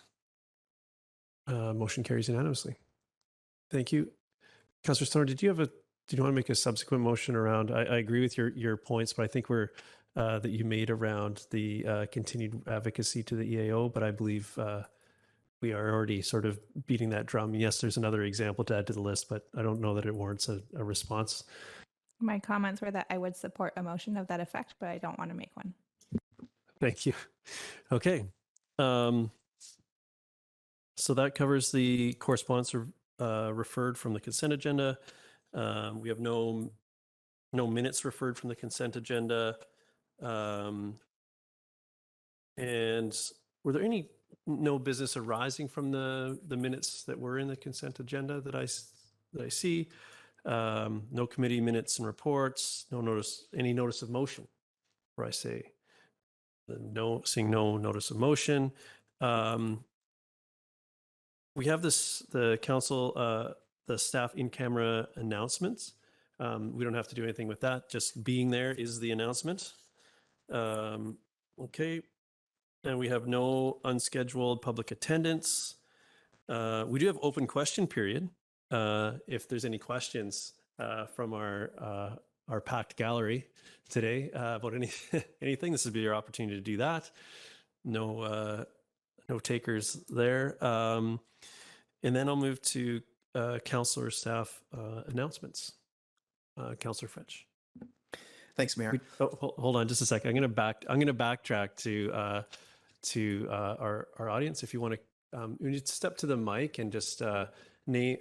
This one at the podium here actually is your spot, and you state your name and thank you. We got a little name and which and if you could. There you go. And if you could just start by stating which agenda item or topic you need clarification on, please. Over to you. Hey, I'm Alex. I'm 32 years old, and I'm just here so I can be more involved in the Squamish city that I live in, and particularly the council. I have some questions. I'm not really sure how to address them. Like, I know I didn't say like through the chair or through the mayor or anything like that. So that's partly why I'm here, is to learn.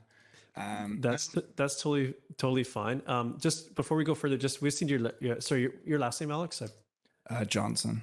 Alex Johnson. Thank you. And go ahead with your question. And we're, as much as we're formal as we go, we do our best to roll with what we have. So go ahead. Thank you. Yeah, I don't know like how appropriate it is or really how to address it amongst all of you, but I was thinking about it, and maybe I could just ask you a question, seeing as you are interested in the demographic of who voted. So, like, my question to you guys would be, what do you think made me go out and vote? There we go. That's an excellent question. I think during the I'm not quite sure how to address that, but during the presentation and the report that led to the presentation, there's almost as much as the information there was great. It triggered all sorts of questions for myself, anyways, including, what does motivate individuals to come out and vote. And I know I personally thought about that a lot throughout the election, not just to get people out to vote for me, but in the general sense, how do we, and where does that responsibility lie? Does it lie with the sort of the term leading up to an election and how well everything or how things are going and how the community's engaged? And that's a great question. I don't know if anyone else wants to chime in on this before I turn it back to you for your opportunity to tell us what motivated you to vote. But anyone else want to chime in before I turn it back? No one's going to take that one. I'd love to hear. I'm sure we'd all love to hear what that tipping point was for you to build our knowledge in this area. Thanks, I appreciate that. And like I said, I don't really know how to direct the question. It's more of a concern, I guess. But yeah, ultimately, what led me to get involved or to vote, because honestly, I didn't really know anything was going on until this, was I attended a ceremony, and it was literally just over here. And it was called No More Stolen Sisters. And it was pretty impacting for me. I'm not going to make this about myself at all.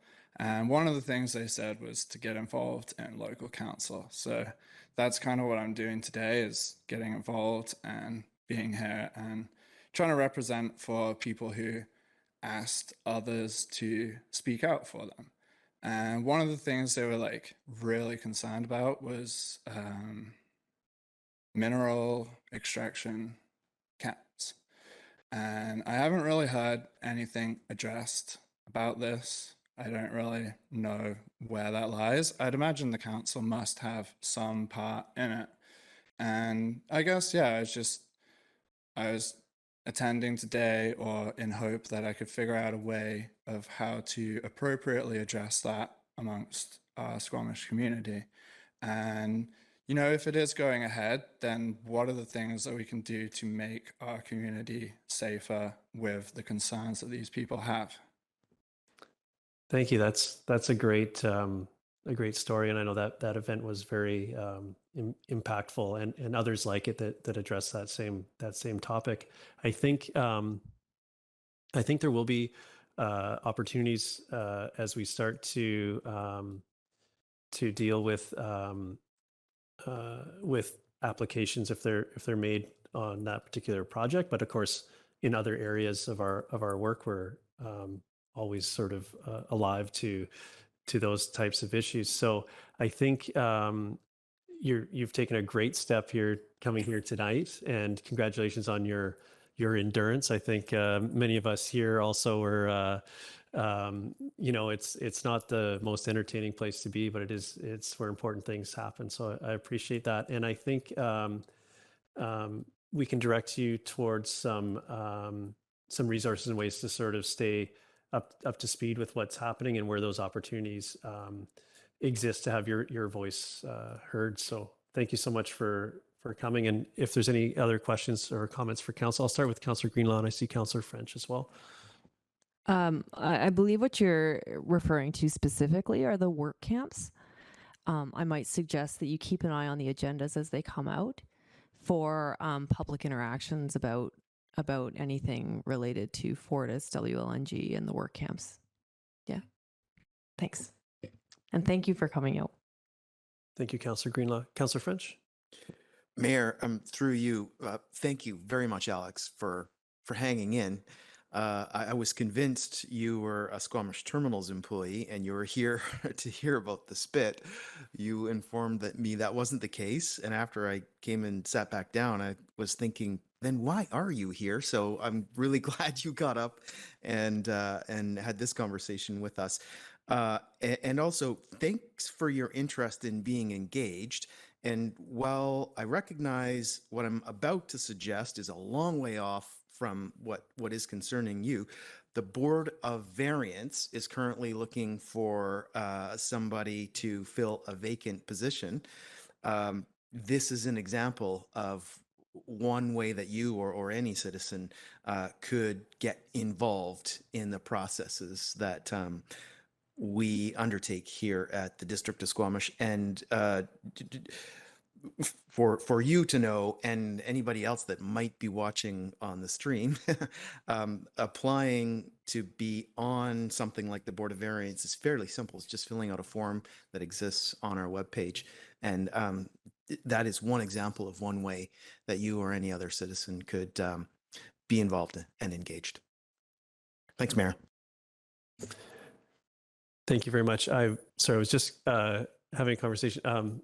Ms. Arthurs is going to go and get some contact information for you so that we can connect with you with the group and some recommended ways to stay up to speed with what is happening and whether it's just that the one subject that was the trigger for the sort of the impetus to get more involved, or in the broader sense, there's lots of things now that you've been here to see that. So that's where she's gone. So stick around and connect with her as we're done. So thanks for your time, guys. Definitely not trying to place any blame, just really trying to figure out a way to make sure that we can address it properly. So thanks again. No, thank you so much for coming, and we look forward to seeing you at future meetings too. That's great. Okay, we're moving on to council or staff announcements. So, Councillor French. Thank you, Mayor. Wednesday just passed. A discussion on North Shore Transit was scheduled to take place at the North Vancouver City Library. A panel discussion was to feature Stephen Newweiler, a planning transport instructor at Simon Fraser University. The panel was also to include former North Vancouver Mayor Daryl Masato and Squamish resident Patrick Stafford Smith, who is the CEO of the North Van Chamber of Commerce. I was made aware of this event by West Van Councillor Sharon Thompson. She supports West Van Mayor Mark Sager's desire to extend the Blue Bus service to Squamish. Sadly, the event was cancelled. Now, so despite that, I've got some energy, some synergy with Mayor Mark Sager and Councillor Thompson on this idea of extending the Blue Bus to Squamish. And I'm committed as I learn more about West Vancouver's idea of how to press this idea forward. I'll keep council informed. And then additionally, I spoke with Patrick Stafford Smith yesterday about all of this, and he's really keen to have a transit dialogue that connects all of the North Shore to the Sea to Sky corridor. He's committed to an outcome that puts more buses on Highway 99 and thus reduces the number of private vehicles that are on the North Shore roads. So win-win all the way around. Thank you for that. It's great to see our neighbors to the south taking interest in our joint issues here. Any other comments or announcements? Councillor Pettingill? Just mention two things. I think it's 2 weeks ago now was the return of the Future of How Sound Forum. I always get the names mixed. I think that's the one it was. It's a similar group of people, but it was really good to see a lot of familiar faces back. MLA Sturdy was there, MP Weiler. And so just great to be amongst people that are really concerned about the future of our sound. And so yeah, it was a really great morning to get updated and get reacquainted with everyone. The other thing, I just wanted to thank everyone who made it out last Friday to the Remembrance Day ceremonies. It was a little bit chilly, but we stayed dry and I guess a sobering day, but a really good day and glad to see so much of the community out. Thank you. Anyone else have any updates? Okay, I'll move into mine. It's been busy since I've last had opportunity to have a council announcement. So I won't go back too far to recount the tales since we were here last on a regular, but I will start on November 2nd. I was able to attend the Youth Council meeting, which was great. It was a time to transition from Mayor Elliott heading up that project to taking on that responsibility. Councillor Stoner attended as well in her role as acting mayor, and it was just really inspiring actually to be around so many youth that are engaged and coming with all their ideas and enthusiasm and really taking the role and commitment there seriously and coming with all their curiosities. So the future is bright. Squamish, you've got a good wave of youth coming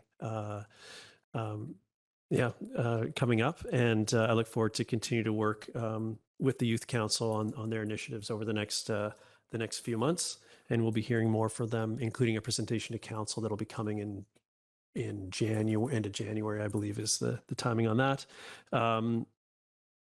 November 3rd, the Men's Shed AGM. I was able to attend, and Councillor French and Councillor Hamilton made it there as well, and it was really great to check in with that group. It's such a they do such an important work for the community as far as actually bringing some projects to fruition. They have the combined expertise and the facilities to do that. And, you know, one of the goals is also addressing men's mental health and having a facility to go to do good for their community, to have a social aspect. It's just great to see the work they're doing there. And their new facility in the West Winds building is amazing and apparently the envy of all other men's sheds. It doesn't look very much like a shed, I'll tell you that much. And if you do have an opportunity, if they're hosting an open house or anything, or if you're a community member or organization that has an idea for a project, they're a great group to work with and very collaborative.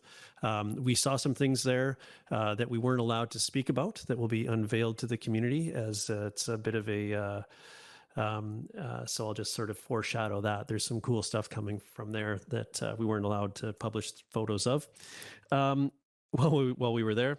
And then on to Remembrance Day on the 10th, House on Secondary invited me to speak at their ceremony, and it was organized by the leadership group there. So the students themselves organized the entire ceremony. It was their first assembly as an entire student body, and it was very well executed. And so kudos not only to the organizers but to every student that attended. It was very quiet and respectful, and it was one of the rare occasions where I could actually feel the room taking on the weight of the subject matter that we were discussing. And it was a great event, and I'm happy to have been a part of it. And there's great work happening there. And then, of course, on the 11th, Remembrance Day itself, as I was making my way to the memorial, I noticed lots of people walking, and often as I'm running around going to the various places I need to go, I wonder where everyone else is off to. And as I got closer and closer, I realized that all these people were going to the same place. And there was a great turnout from the community at large, and as well as our various service groups were there in full dress. And I always feel underdressed in those situations. It was the RCMP were out, and of course the Legion headed up the whole thing, and it was really good to see our community come together like that. And then on our lunch break today, we raised a transgender flag above Municipal Hall, and actually directly above the room we're sitting in now, to mark the start of Transgender Awareness Week. And again, a good group in attendance, and even more important than that is that we've got a flag that really represents inclusion flying above this room, and I think that's important. And I suspect that the most important people that needed to see that were unlikely to be at the ceremony and are just going to stumble across it during its time above the building, and I think that's great. So. That concludes my list of events since I had last had an opportunity to update the community. With that, I'm going to look for a motion to terminate. Do you have a motion to extend? No? No, because we're terminating this meeting. Oh, imagine that. Yeah. Councillor Hamilton, and a second to Councillor Stoner. All in favor? Motion carries unanimously. Thank you so much. That concludes our event this evening.